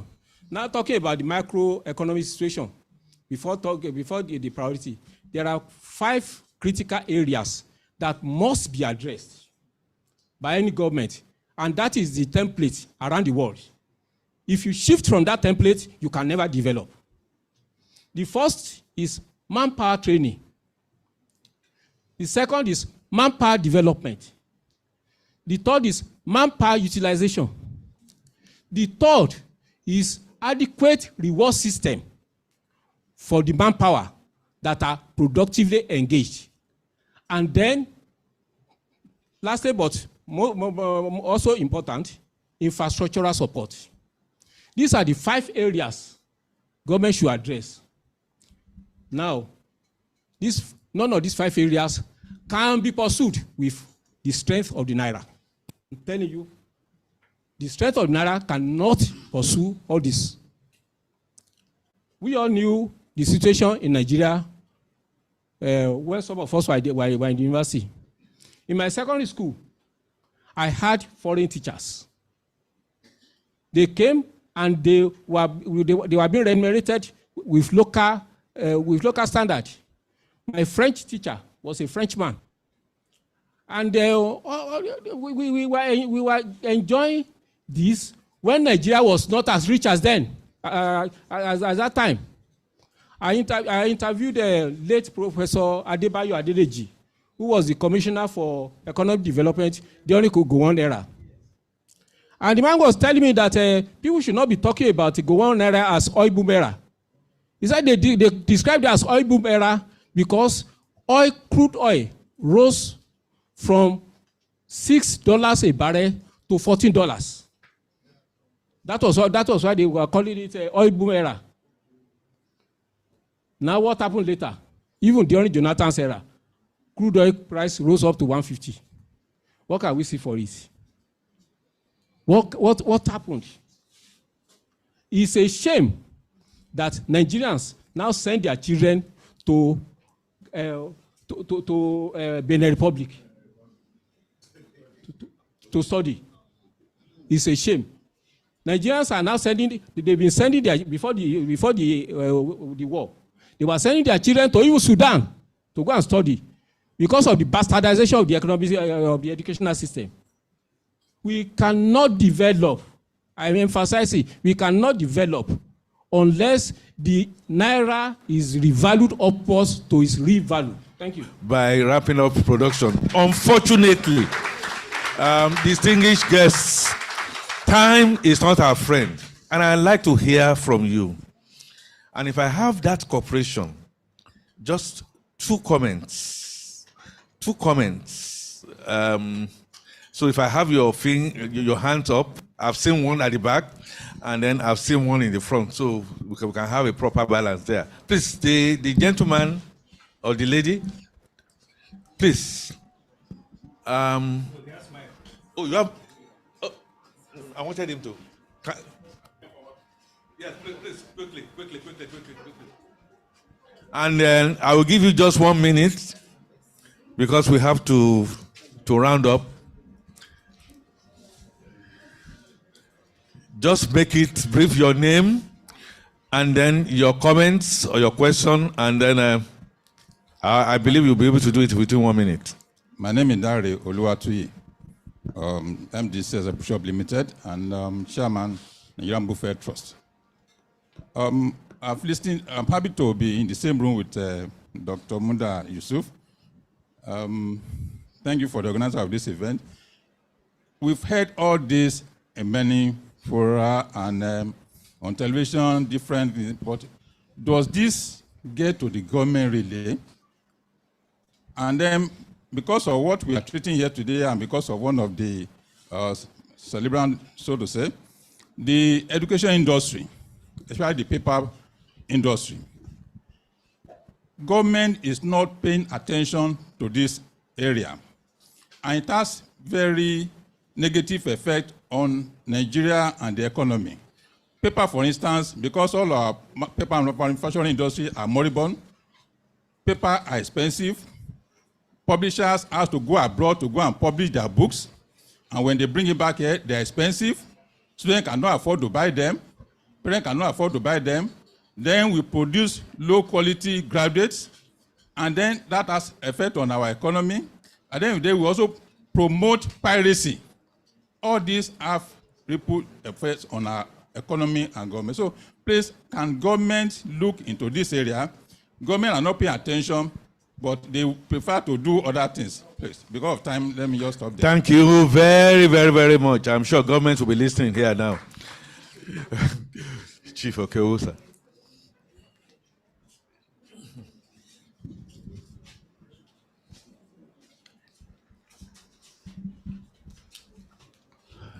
Good afternoon, ladies and gentlemen. Yes, sir.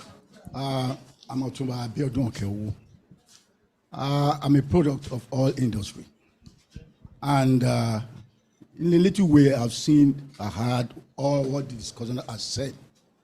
And that's actually what we need to move forward. But in my own view, one thing that I feel is very essential, now that we are in a doldrum, and to make people realize there is a war we have to fight together. I remember when I was in the US, there was a problem in the motor industry. They were importing cars from outside, and the motor industry was about to die. The government stood up and established a policy that makes sure that as long as you are in the US, if you are buying a car, it must be out of any of those motor makers. And that helps to raise the level of awareness. And majority of people believe if we don't buy what we make, how do we progress? Buying Mercedes, buying all these cars outside does not give US money. So I'm saying if the government can stand to it and do some homework, then supplement it with kind of awareness. You have orientational agency, you have all this. Take on the people, talk to them, make them a partner, and institute that policy that only things that are done here we can pursue. You will find out that foreign exchange request will be reduced, and they have to sanction those who may violate. Excellent. If they see that is being done, things will gradually come to speed. Running after foreign exchange will no longer be important. It is only those who will use that money to produce what we are going to sell here that will be prioritized. Thank you. Thank you very much. And that comes with some of the things that have been said here. It has to be discipline. It has to be leading by example. It has to be character. I want to say a big thank you to our discussants. I want to also say, I also want to say thank you for making it brief. And we are taking it home now. I think the honorees want to say one or two things, and I'll have my chairman to round up the colloquium. Yes, sir. Yes. There is one area that government actually neglected. You know, they give export expansion grants to those who export. But the local ones that are actually making products, semi-finished products that the multinationals are using instead of importing. Yes. They are not even recognized. For example, if you go outside there, you will see Sobik. Before we started making the Sobik, they were importing from South Africa, US, Argentina. When we started, they doubted the quality. The man in South Africa said, it's not possible, Nigeria can never make it. And when we gave to the company, they saw it was okay for them. And from there, they had to stop getting from him. And from 15 tons initial test to thousands of tons per year. And then all the bakeries in Lagos that want to stay in business are buying our Sobik, because you take 1 kilo of Sobik plus 1.5 kilo of water, you add to your ingredient that you use for 1 bag of flour. And at the end of it, whatever you put in, you will get out at the end of it. You are getting 2.5 kilo of dough. That is, if you cut your bread in 500 grams, you will have 5 extra loaves per bag of flour. Thank you. A prophet must all be recognized at home. Thank you very much for that. Princess Okeo. Thank you very much. I stand on all existing protocol, but I want to come from another area. I think, yes, we are always saying government, government, government. We need to start talking to ourselves in the sense that we need to change our mentality. China is the bride of the world now. How come China is the bride? Because China made a lot of mistakes. Their government encouraged them. And the Chinese too encouraged manufacturers by Nigeria. It is the grace of God to be a manufacturer. Yes, we can make our mistakes. Allow us make mistakes. We will grow. And from our mistakes, competition will get expanded. You have a lot of manufacturers. Mr. XYZ will produce a better quality than Mr. Karunwi. But by that, because I can remember years back, maybe about 30 years ago, if there's, oh, this shoe, Talomara China, sorry, who will buy Chinese? That is China. Don't buy it. But China is now the bride of the world. Allow Nigeria to be the bride of the world. I can remember when I took my son about 15 years ago to England to go and study, the head teacher told me, oh, are you a Nigerian? I said, yes. Oh, I must give you admission because Nigerians are very, very intelligent. Nigerians are energetic. Now, that impression, we need to grow it. Then secondly, we need to talk to our government. Yes, from the look of things, we are getting good news from the present government. We need sustainability. Are they going to sustain all this policy? Because whenever a new government comes in, they will do this, they will do that. You are corrupt, sacked. This, you are corrupt, sacked. Are they going to sustain it? We need to be encouraged manufacturing is the bedrock of every economy.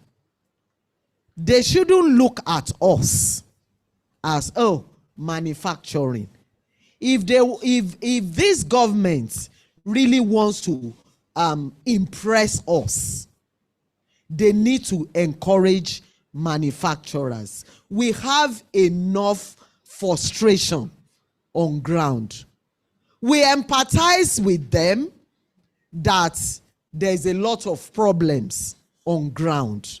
But the only way they can do it is to sustain, to hire and to fire, to discipline where discipline is meant to be.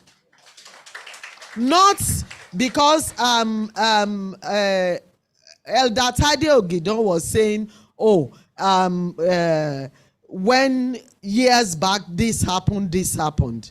It's because when they are buying, for example, the law is there that they should buy Nigeria. But who is disciplining them whenever they are not buying? They'll rather give the contract to a politician, quote me, rather than giving it to a manufacturer. They should encourage us. The name should be spelled. Oh, I'm buying this table. It must be bought from a furniture manufacturers. They should encourage us. We have a lot of stress, and government agencies too is a case of master servants. They look at themselves as a teen god. I can remember, Dr. Muda Yusuf will remember this story I want to say. When I traveled to Canada and my staff called me that our container has been seized. What's the reason? They said we should come to Lion Building. Lion Building for what?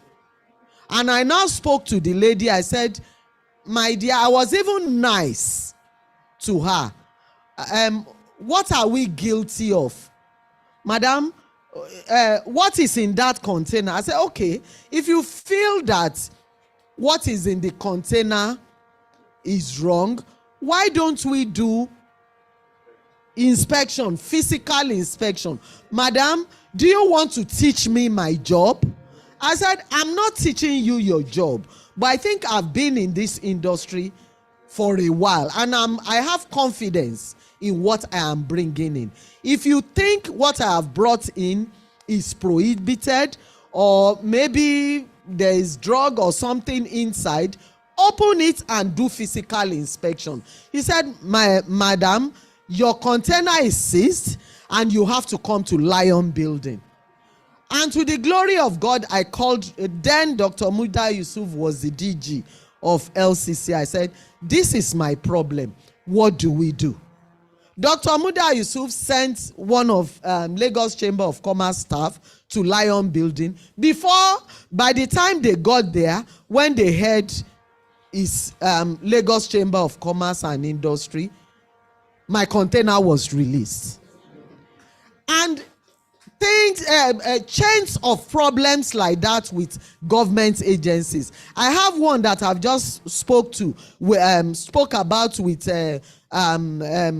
Mr. Peter Bankole, Dr.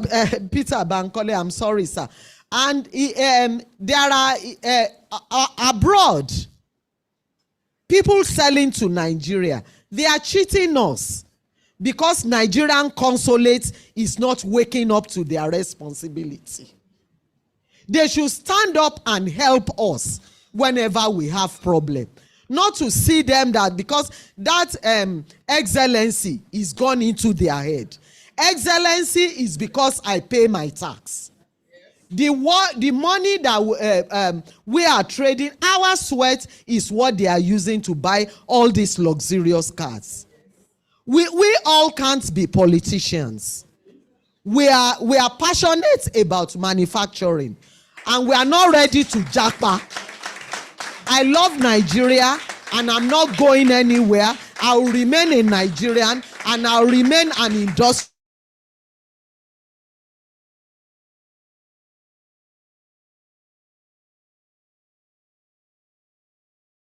Those round of applause are well deserved, Mr. Kewo, Mr. Kutei. Now we need to round up. I like the passion that I've seen around this room. I also believe fervently, knowing CL, whatever is coming out of here is going to get into the ears of policymakers at all levels. And so, my job, and it's going to be wrapped up by the chairman of this occasion, Dr. Peter Bankole, who in himself, if I gave him a whole day, if I gave Dr. Peter Bankole, who will give you so many case studies that he has shared with SMEs and what have you. So it will be a nice way to wrap up by asking my friend, a lecturer, an entrepreneur by excellence, an appropriate chairman for this occasion, Dr. Peter Bankole, to wrap this up. Thank you.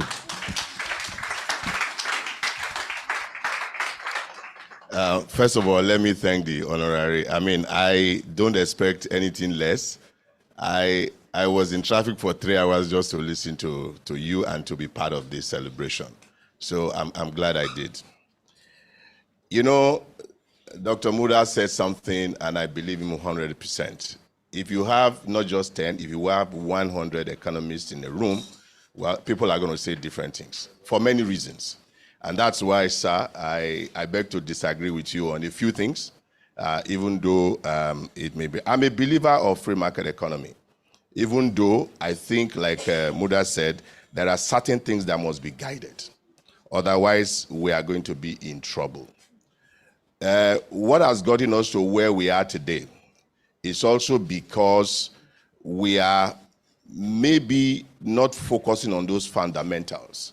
When we make it easier for people to import than to produce, it's what got us to where we are today. So I recall, just like you, in those days, nobody buy Korean stuff. You want to buy Korean something, it's like fake. But then they continue to believe in them, and they continue to buy those, in quote, fake, until you fake to make it. And today, they are actually, leading. But one thing I would like to say is that it's about mindset. If today we decide as a collective, as a country, and say, you know what, we don't even care about what government says or they don't do, but we are going to start with Nigeria for Nigeria. You go into, can you imagine going into the 5-star hotels, and instead of eating imported cornflakes or whatever, you take, I don't know, ogi, akamu, whatever. No, I'm telling you. And then with time, they will begin to have variants of it. I have small business people that are in my network that the kind of pap they make, we actually send them to UK right now. And they have paps in, with ginger, with this, with that, all kinds of stuff. And, the first time I took one to UK myself, I saw the way the Gen Zs responded to it. Then they put nuts and something inside it, blah, blah. And ever since that time, they have actually been getting ogi from Nigeria. It's very interesting. And then this guy makes it in different variants. The brown one, the white one, the yellow one, and all the rest. It's the corn one. So the reality is that we can make it what we want to make it to be. It is us, it's about mindset.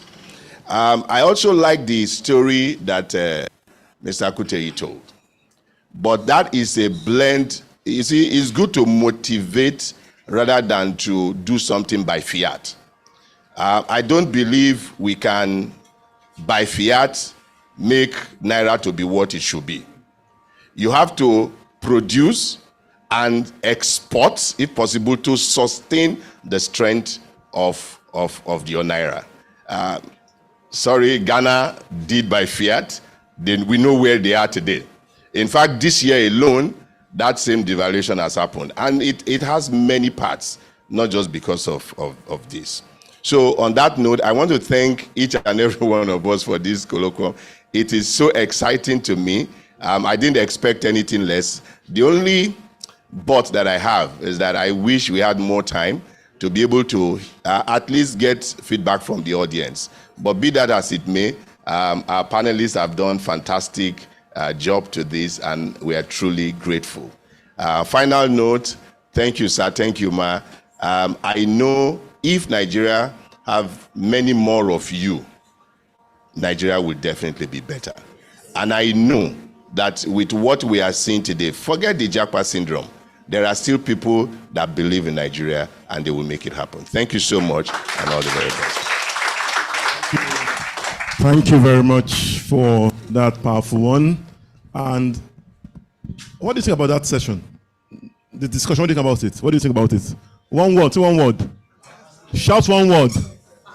Shout one word again. Can we give our panelists a round of applause this morning?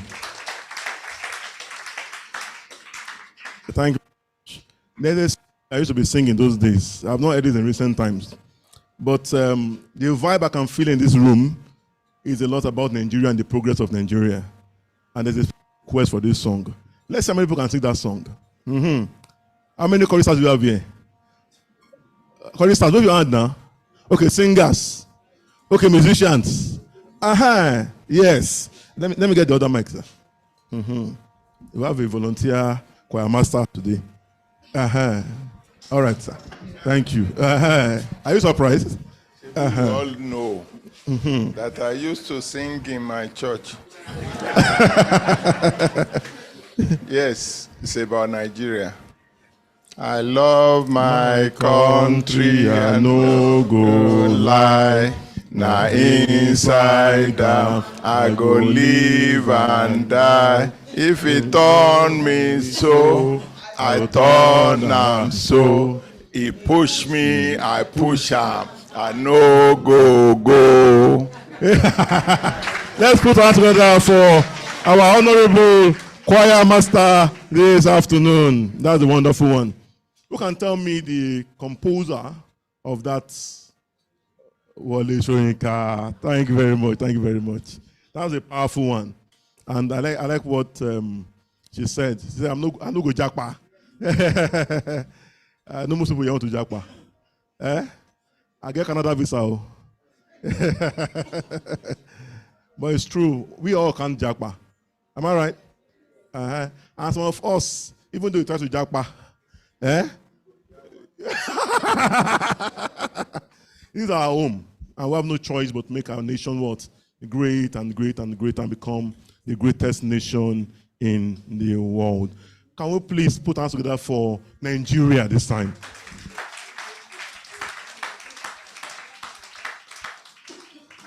Yes, thank you very much. So now we are going to short documentaries of our honorees this morning. You saw just a clip the other time, but we're going to extend it a bit this time. Because of time as well, like Moderator mentioned, we can't take the entire documentary, but we'll take it to a point and stop.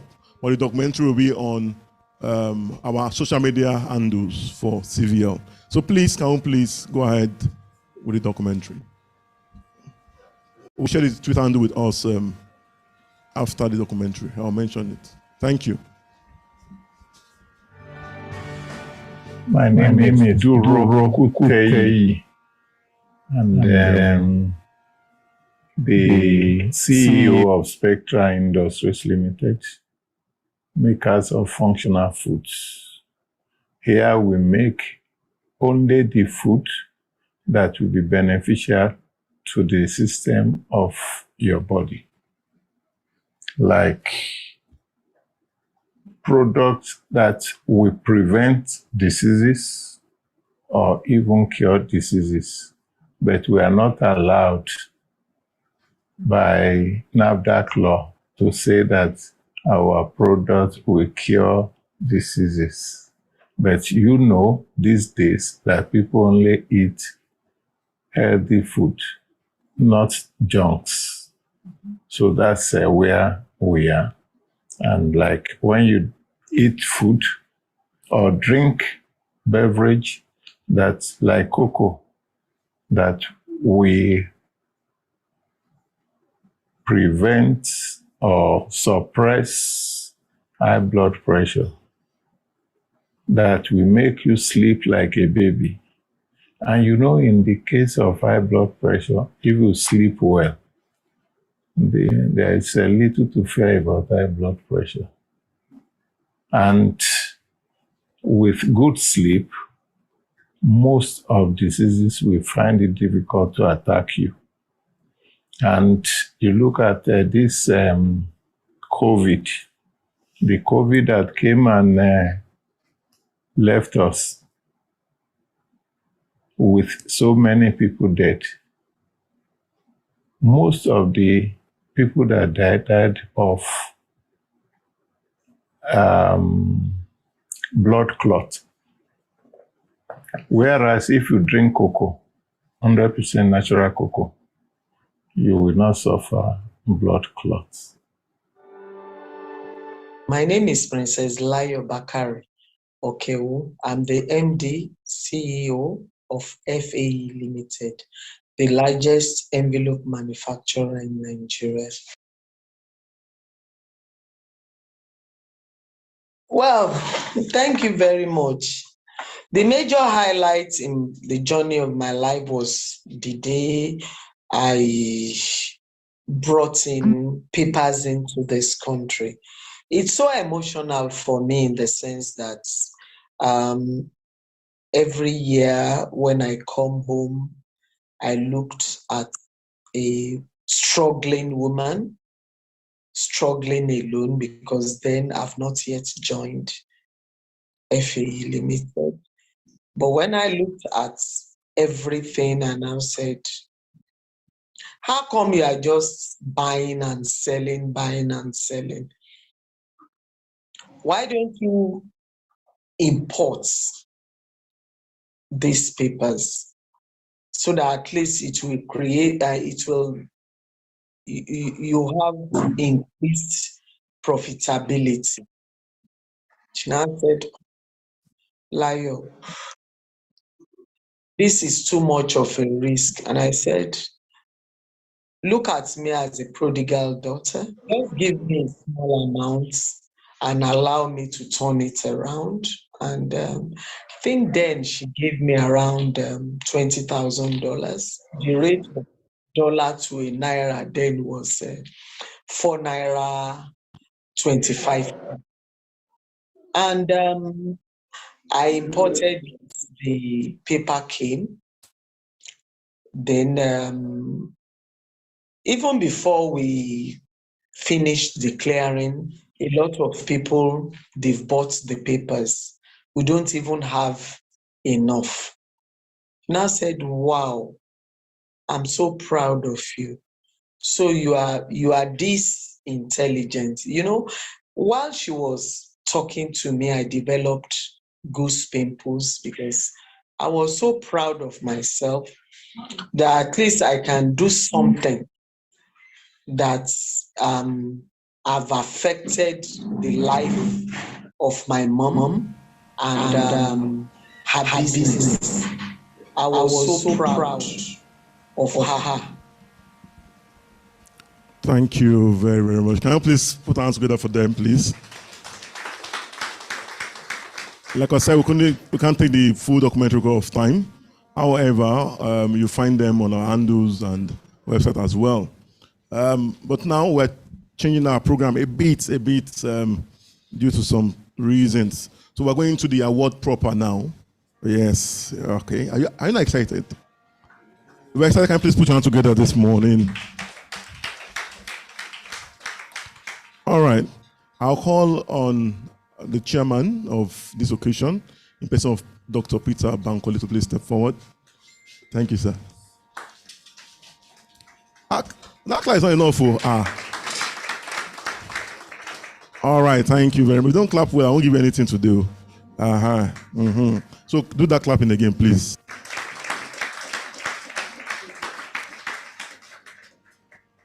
This morning, I'll call to receive our award one of our honorees at the 60th edition of the CVL Leadership with Title Awards Tribute Colloquium. Can you please put your hands together as I welcome upstage here Princess Layo Bakari Okeowo, Managing Director, FAE Limited. You're welcome, man.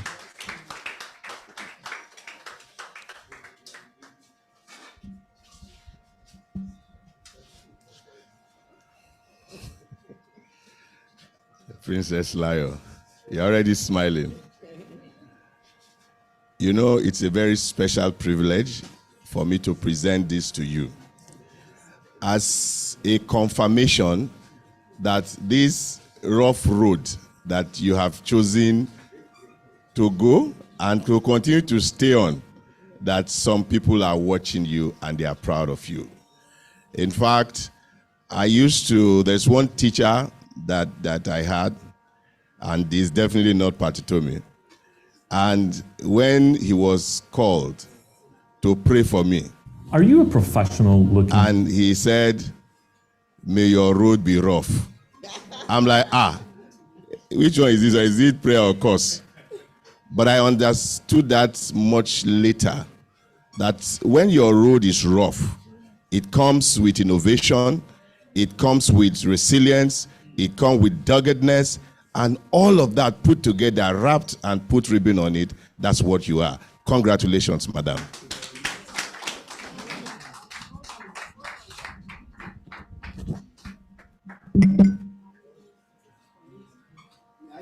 Yes, that's what I'm about to do. So it will take then the CEO, FAE will also join quickly, then others will join after that. CEO.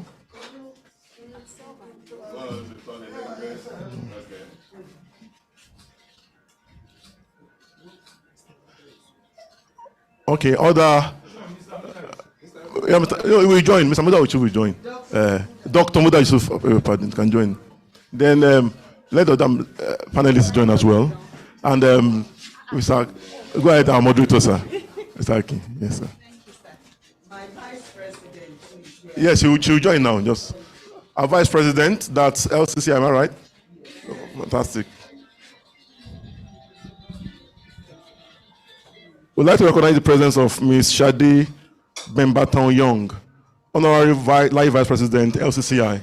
She should also join. Shobaju, past Vice President, should also join. All.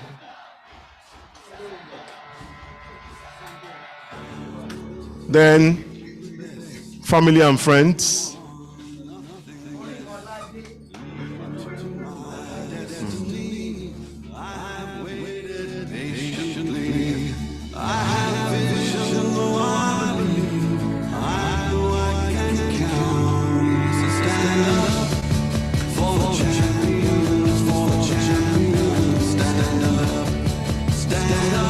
Okay, can't capture all.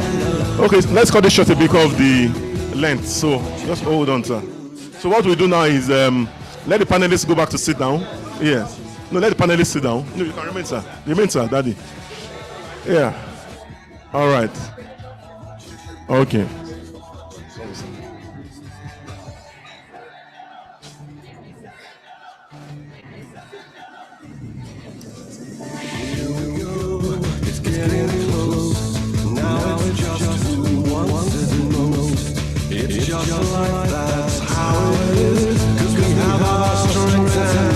All right, thank you very much.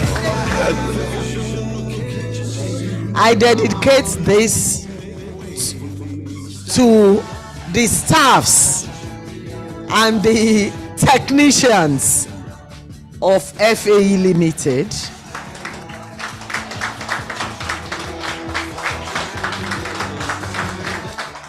And to my husband for tolerating me, coming home at night. And to my son too, that I will always shout on him when things are not right. Thank you very much. Thank you very much, sir. I appreciate you. Thank you very much. Thank you. Thank you, sir. Thank you very much. Congratulations, ma. All right.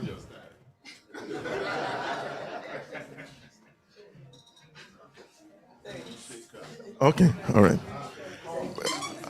I'd like to recognize the presence of the representative of the Permanent Secretary, Ministry of Commerce, Industry and Cooperatives. That's Mrs. Adetutu Oluremi Oshusanya, ably represented by Mr. Aro Peter. You're welcome. She should join us and She's not around, but Mr. Aro Peter is here representing her. Aro, you can come forward, please. Aro Peter, can come forward.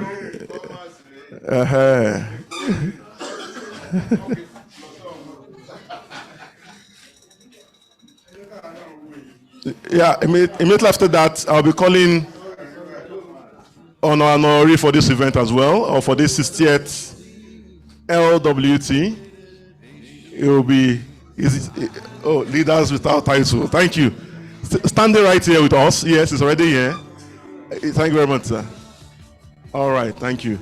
And this time, I'll be calling our honoree for the 60th Leaders Without Title Award, in the person of Mr. Duro Kutei, Managing Director, Spectra Industries Limited.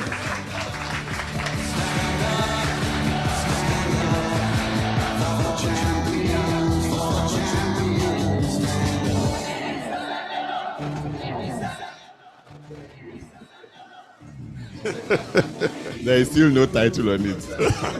It's just Mr. Duro Kutei. Mr. Duro Kutei, again, it's a pleasure. When I'm going out, I'm going to buy the cocoa drink. The way you are looking, I'm beginning to suspect you. That inside that cocoa, there is one ingredient called ajidewe.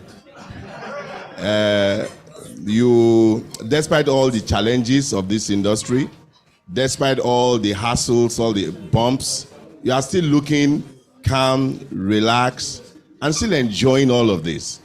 Definitely, you deserve much more than this award. But today, we have to honor you one way or the other. And on behalf of the entire team here at CVL, I want to say congratulations. Continue to do what you have always done. And the whole of Nigeria truly appreciates you. Thank you.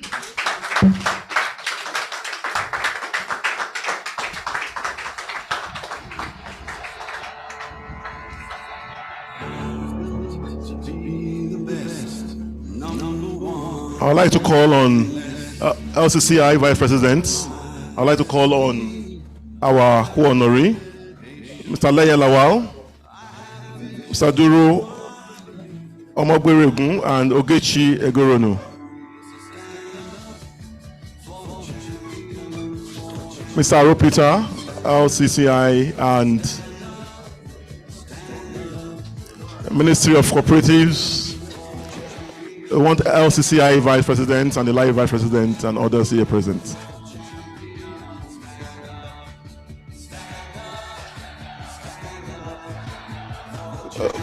Come over, ma.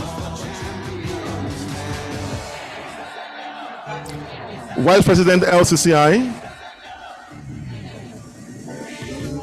Honorary Life Vice President, and immediate second Vice President as well. Panelists will join soon again.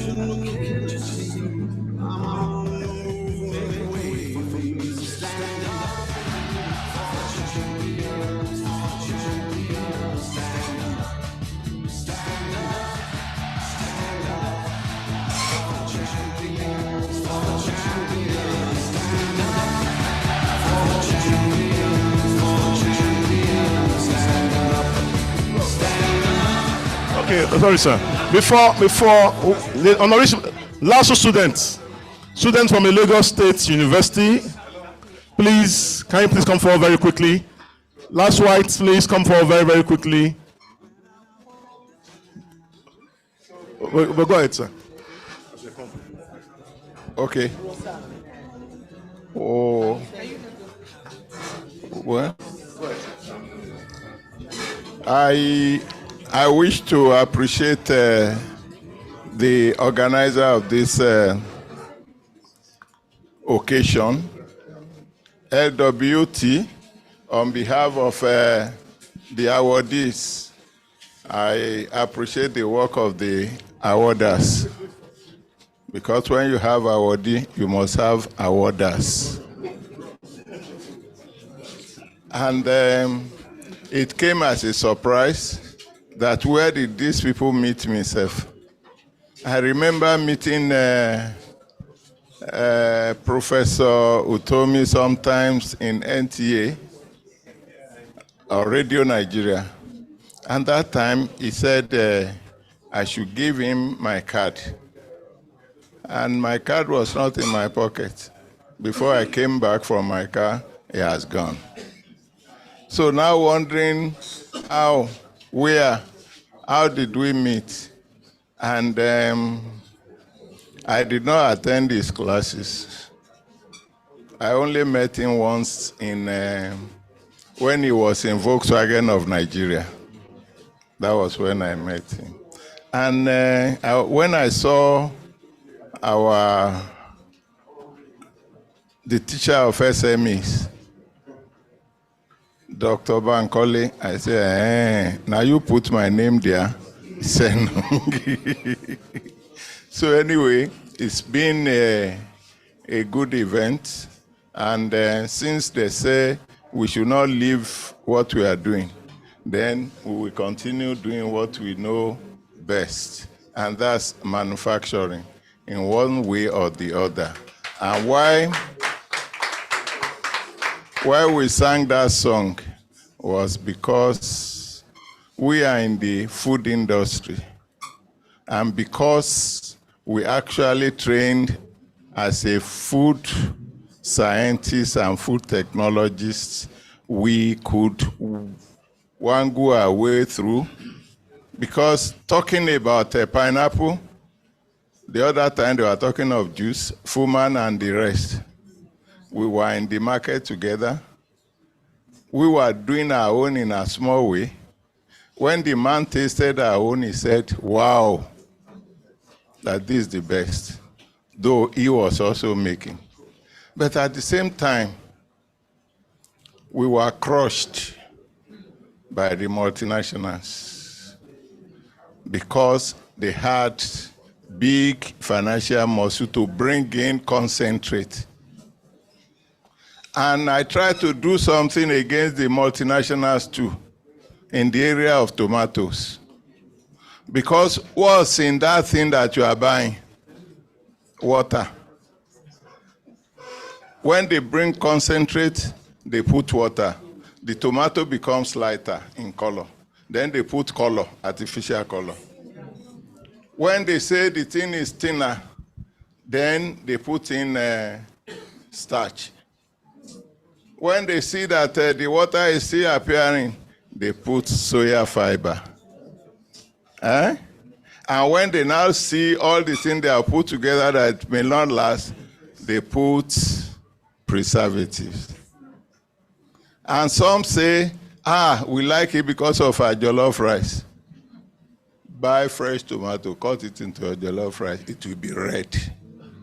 So you don't need those things in the sachet that are imported and diluted with water. And because of that, I now design a program of how to train people on tomato processing without adding all this.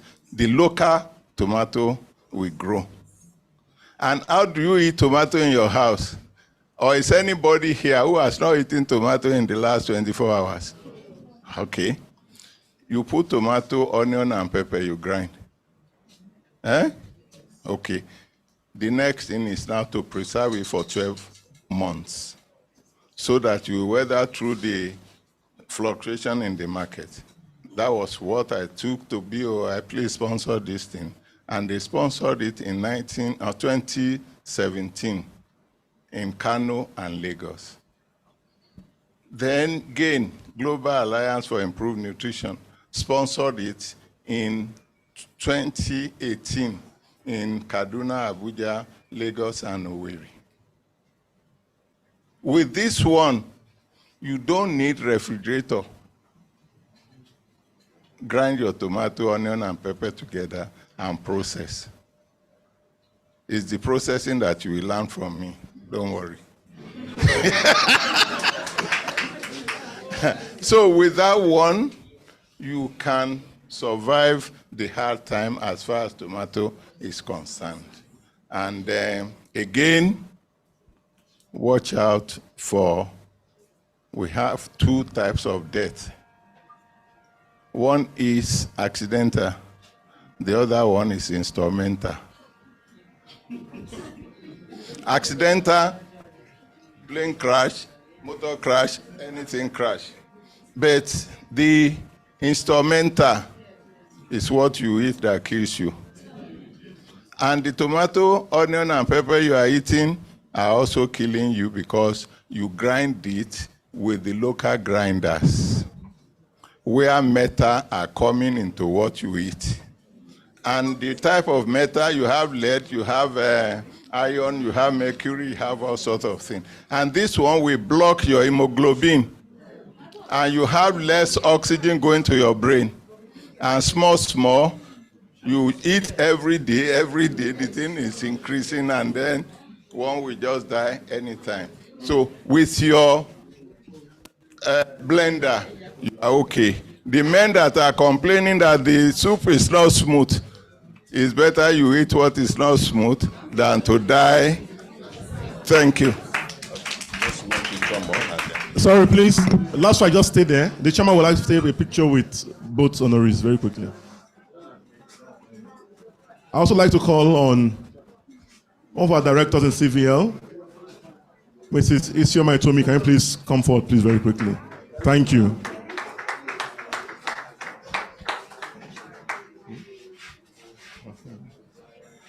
Please hold on for Mrs. Isioma Itomi. Thank you.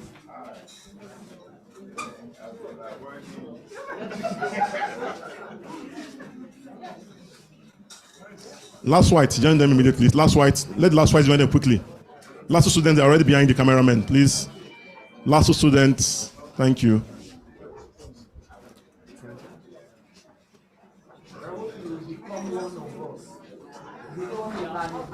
Yes, so that generational handshake.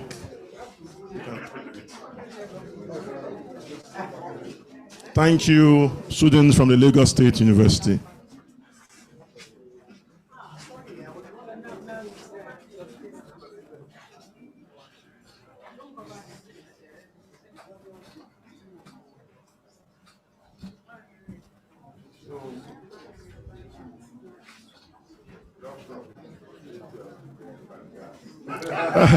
Thank you, Last White. You can go back to your seats. Thank you very much. Thank you. Our honorees can have their seats now. They want to dance. Yes, honorees want to dance, so media.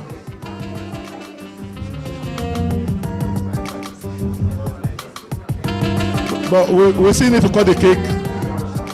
Okay, friends of Mr. Kutai also want to take pictures with him. Immediately after that, we cut the cake. Thank you very much, Mr. Chairman, sir.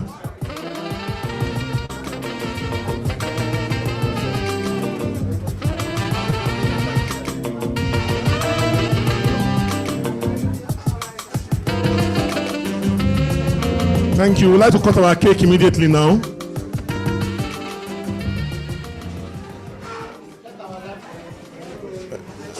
Sir.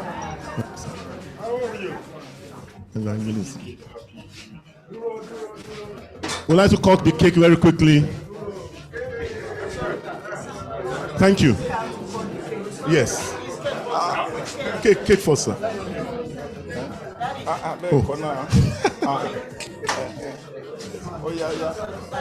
Hold on, sir. We have to call.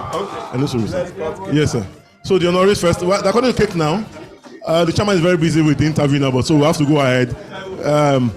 I will moderate this very quickly in absence of the chairman since he's busy. I'm going to spell leadership. Say leadership. L-E-A-D-E-R-S-H-I-P.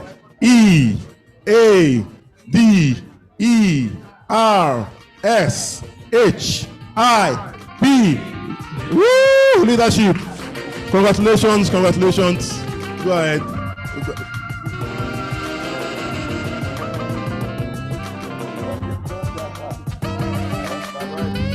Go ahead, take the pictures. Yes, sir. We have the champagne now to pop. Don't worry. Please, run someone quickly. Okay. We're popping the wine now. Take the pictures.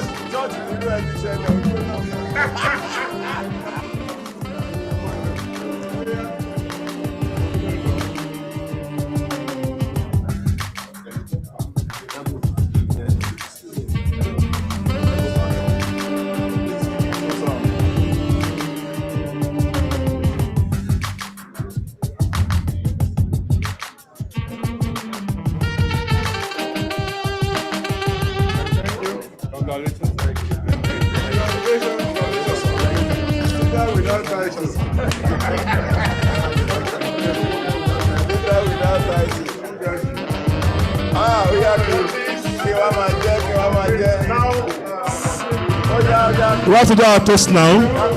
And they've got the cake. We want to do the toast. Just hold on. 1 minute, please.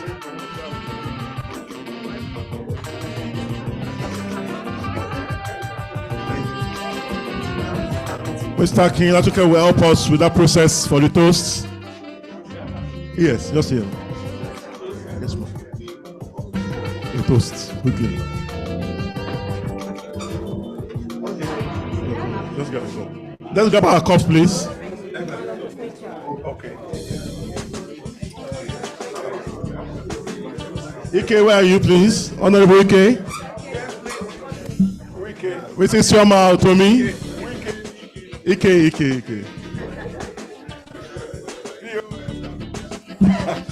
Yes.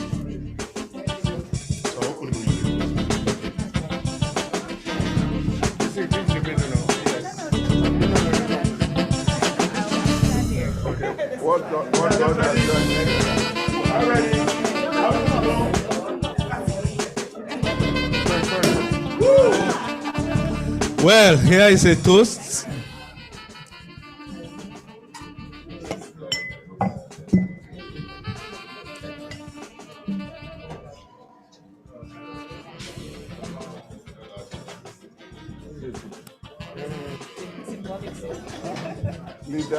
Leaders without border. Leaders without wahala. Dr. Yusuf, enjoy.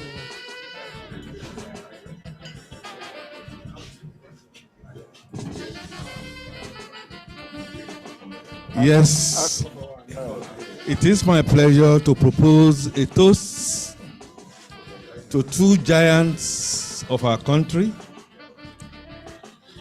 Yes, we say leaders without title, but you can see today that the title that these two have borne is indelible.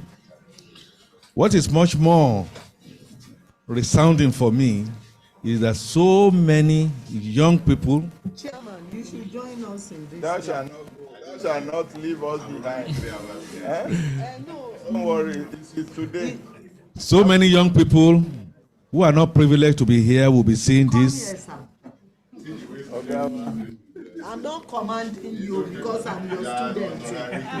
That cannot go. Say, don't leave us behind. And they are going to see this and they are going to be inspired by it. Amen. That Nigeria can work. Amen. That despite all the challenges, we have people with sinew, with character, with capacity, with competence, and with consciousness to lift our country to the next level.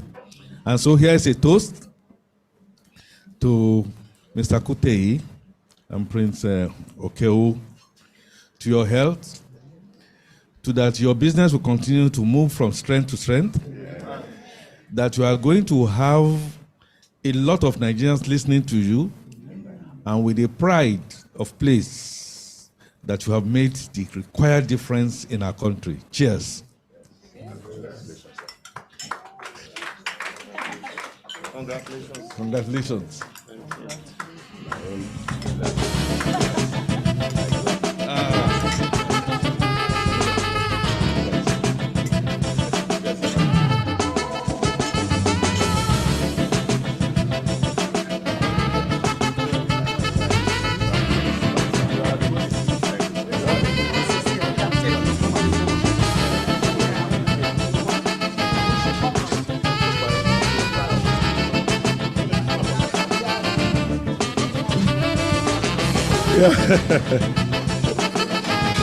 Please, our chairman has to.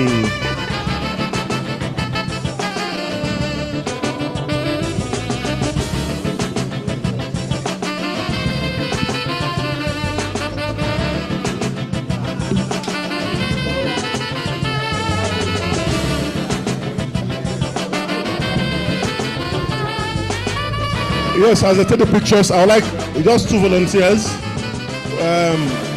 to give tribute, just comments about our honorees. Just two volunteers. You're doing all right, sir. Then I need one more person for Mr. Kuteyi. Want to say something about Mr. Kuteyi? Want to say something about him? Just tribute. Or just some compound, just something. Okay, no man. All right, okay. All right, thank you. You can be seated now. You can be seated. Thank you, sir. You can be seated. Thank you. All right, that's good. What's this?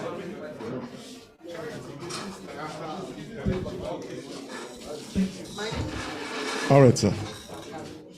Thank you very much. Okay, sir. Can I be a seat, sir? Thank you very much, everybody. Thank you so much.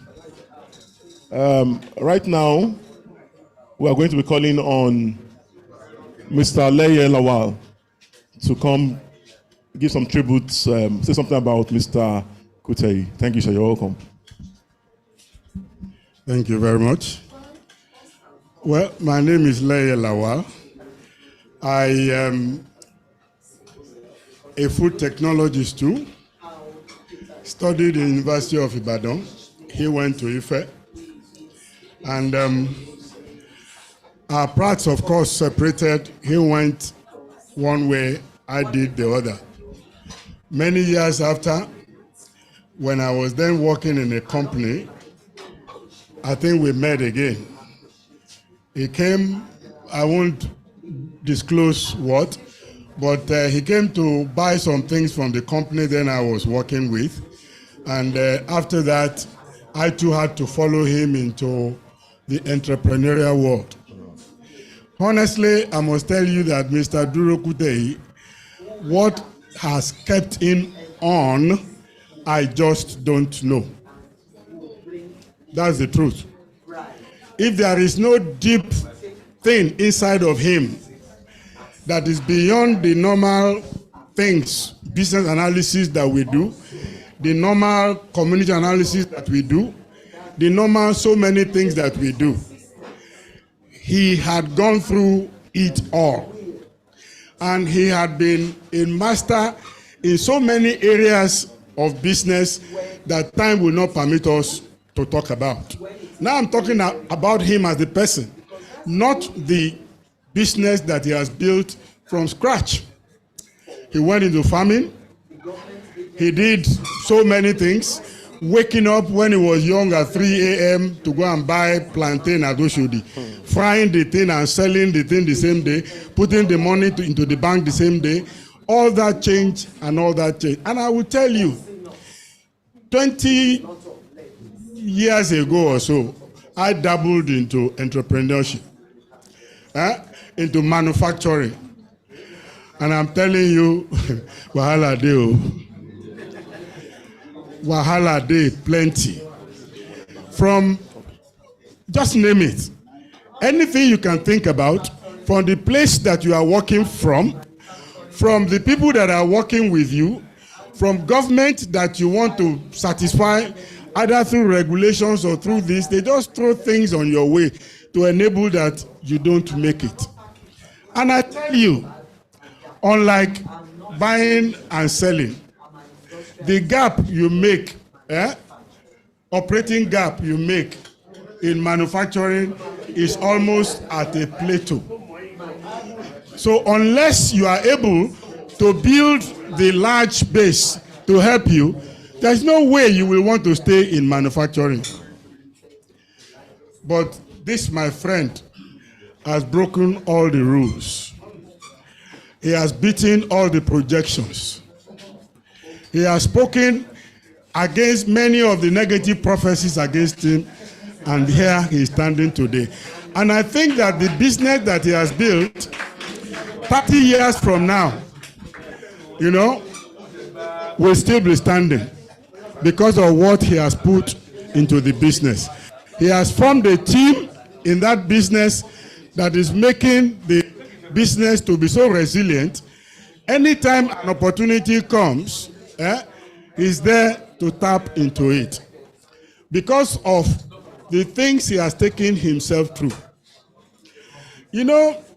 There was a time we were very prominent in, Eyegbeti Economic Summit of Lagos State. And all the things we said here were the things we said there. At the end of the day, we will go to them, the governors will meet us, we will do all this. At the end of the day, nothing. When people will say, I want to go, the man kept on. And I'm telling you, as a secret, the man is over 70. The company is still working. Please don't let him hear. on three earth-shaking products.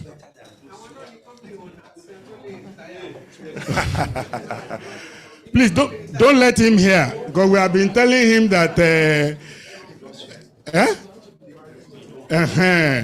that people say he doesn't understand all that. I don't know. He doesn't understand all those things. He doesn't retire. Yes. He just loves it. He's passionate about it. And also, he's passionate about helping people. I knew when I left my job that time, I went to see him in the office. The man just gave me a check of 100,000 naira 20 years ago. I said, what is this for? He said, you will need it. You will need it. I said, me. I had worked in Glaxo. I had worked in Tate. I am this. I was a lecturer. How will I need this man? I was doing like this. Say this, Mumu. You don't know anything. In 3 months, I understood what he's saying. So honestly, I'm a very happy person to be here. To see him honored this way. Duro, I have no problem with your going forward in success. My only prayer is that slow. You are now an elder statesman. Don't go into politics, but please keep on doing the same thing you are doing. At 70 what? I'll pass better for you. Thank you very much, sir. Thank you. I will call on Mr. Adeleye Okawo. Very quickly.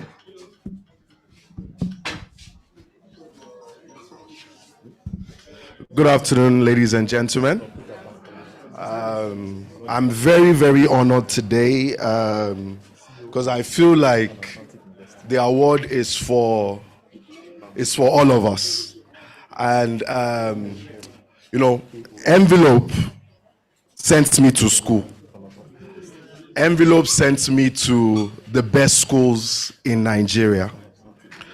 Envelope sent me to a fantastic school in England. And there's only one person responsible for that envelope. And you have all came here to honor her today.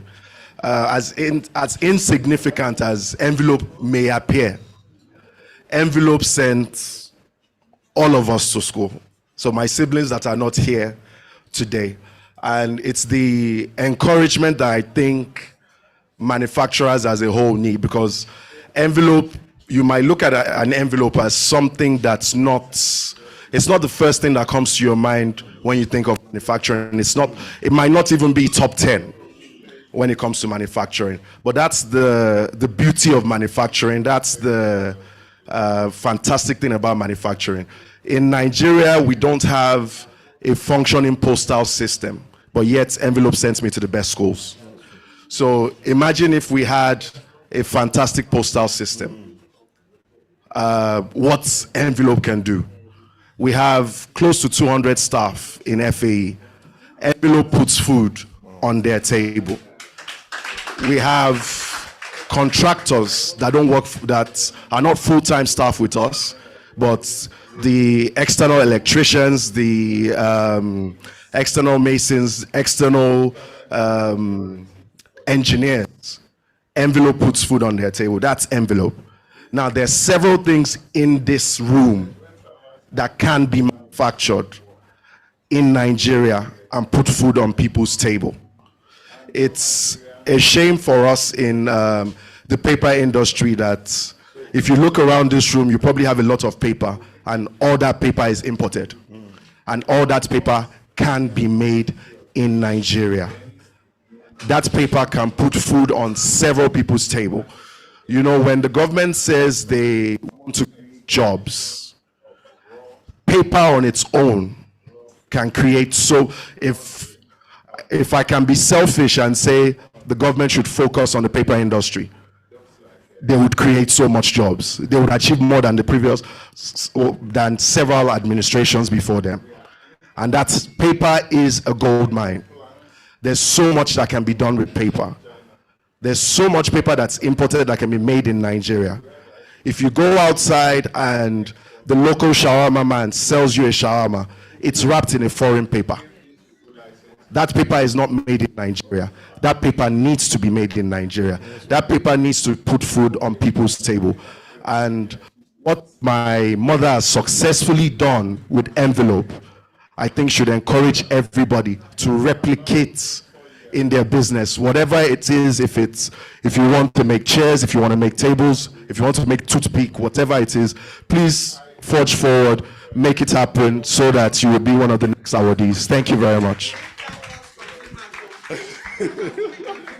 And thank you, consumers. I think one of the things that was said today that I was very happy about is we need to consciously buy made in Nigeria products.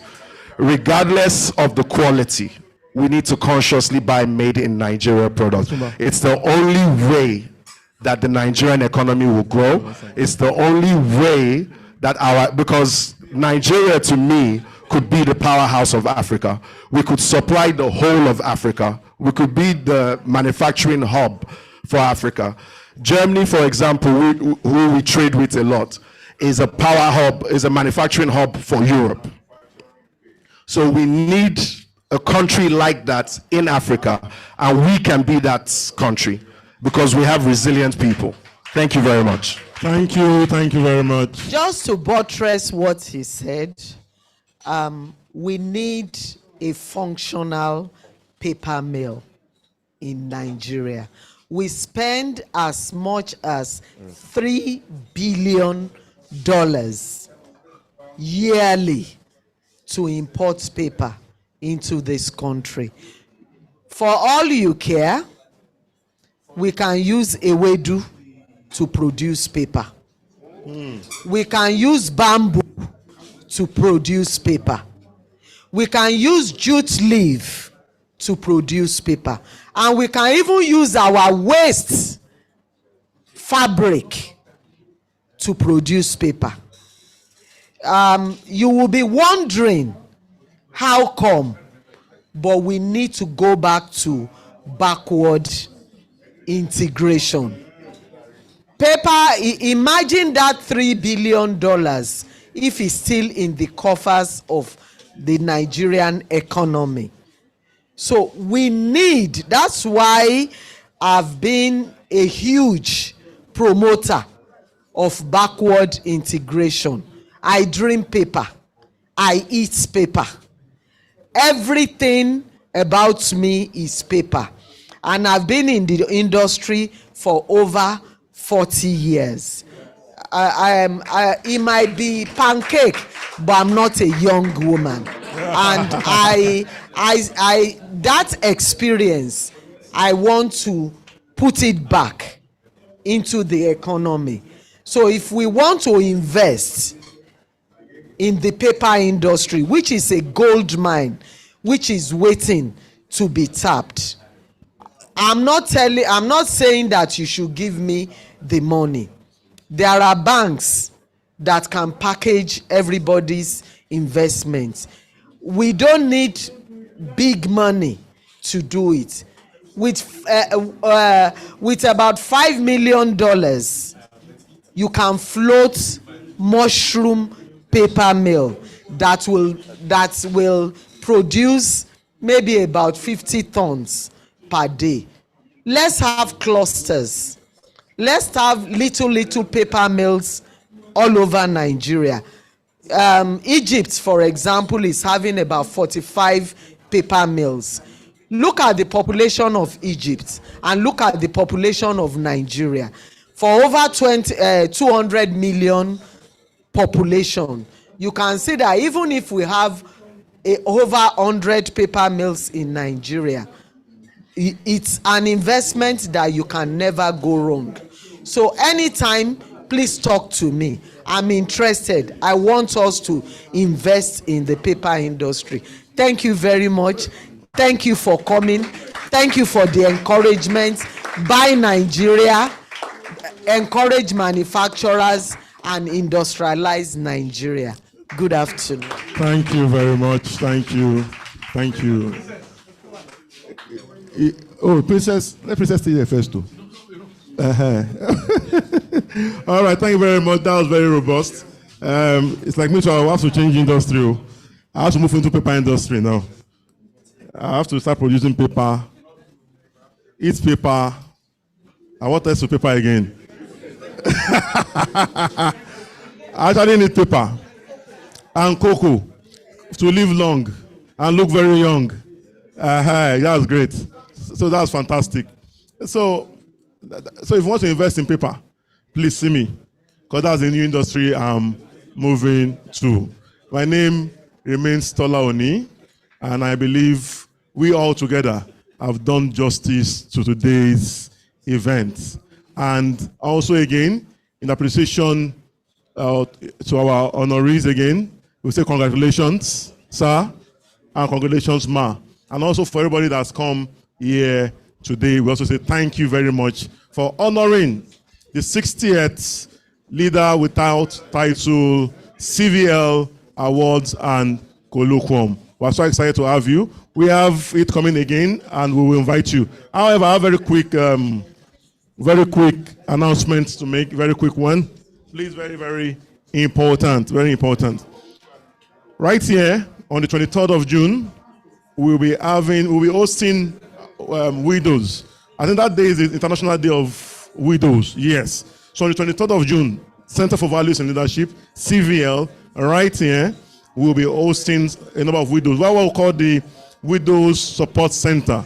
It's actually the Patutomi Widows Support Center, where we support widows. And maybe I'll tell this young man, maybe we should add widowers too, because I don't know how they always use widows only. All right, so it's on the 23rd of June by 10 a.m. As well, if you have somebody to support widows, you are inclined to give towards the program or to support widows, you can see myself or a lady called Anwali, the admin director, after the program this afternoon. We also have what we call the RMF, our Role Model Forum.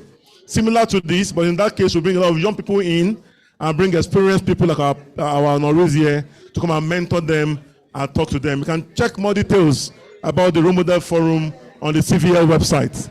The CVL website is on, if you have a program of event, you see our website there. Please check our website and also follow us on our social media handles. We're on Twitter, we're on Instagram, we're on YouTube and other platforms. And I know it's CVL, right? CVL_NG. Thank you very much. CVL_LGNG on all our social media handles. We also get the documentary. You also get the full documentary on those platforms as well. Don't forget, check your brochure right in front. You see the CVL website. We have a number of programs apart from the Widows program, apart from the Role Model program. We have our entrepreneurship training, we have our leadership training. Actually, one is coming up again. I'm holding the flyer here. It's called the Summer Leadership Bootcamp for students, secondary school students in particular. So you can get more details. Children ages 10 to 18 years old is a powerful one. Professor Patutomi will be part of the facilitators with other very, very grounded new generation and old generation facilitators. So please, if you have children between the ages of 10 and 18, please, that should be part of the Summer Leadership Camp. For more details, there are flyers on the decks outside, and you can ask myself or any of our staff you find just right there at the lobby. Again, thank you for being part of this event today. I'm sure, like they say in church, you have been richly blessed. Am I right? Yes. And thank you for our choir master too, who led us in that powerful song. And please, can you please give yourself a round of applause this afternoon? Give yourself a powerful round of applause this afternoon, please. And finally, on behalf of Professor Pat Utomi and our chairperson, the person of Professor Mrs. Utomi, we thank you for being part of this event. Thank you very much, and God bless you. Have a safe trip back home. God bless you. God bless you. Thank you. Thank you.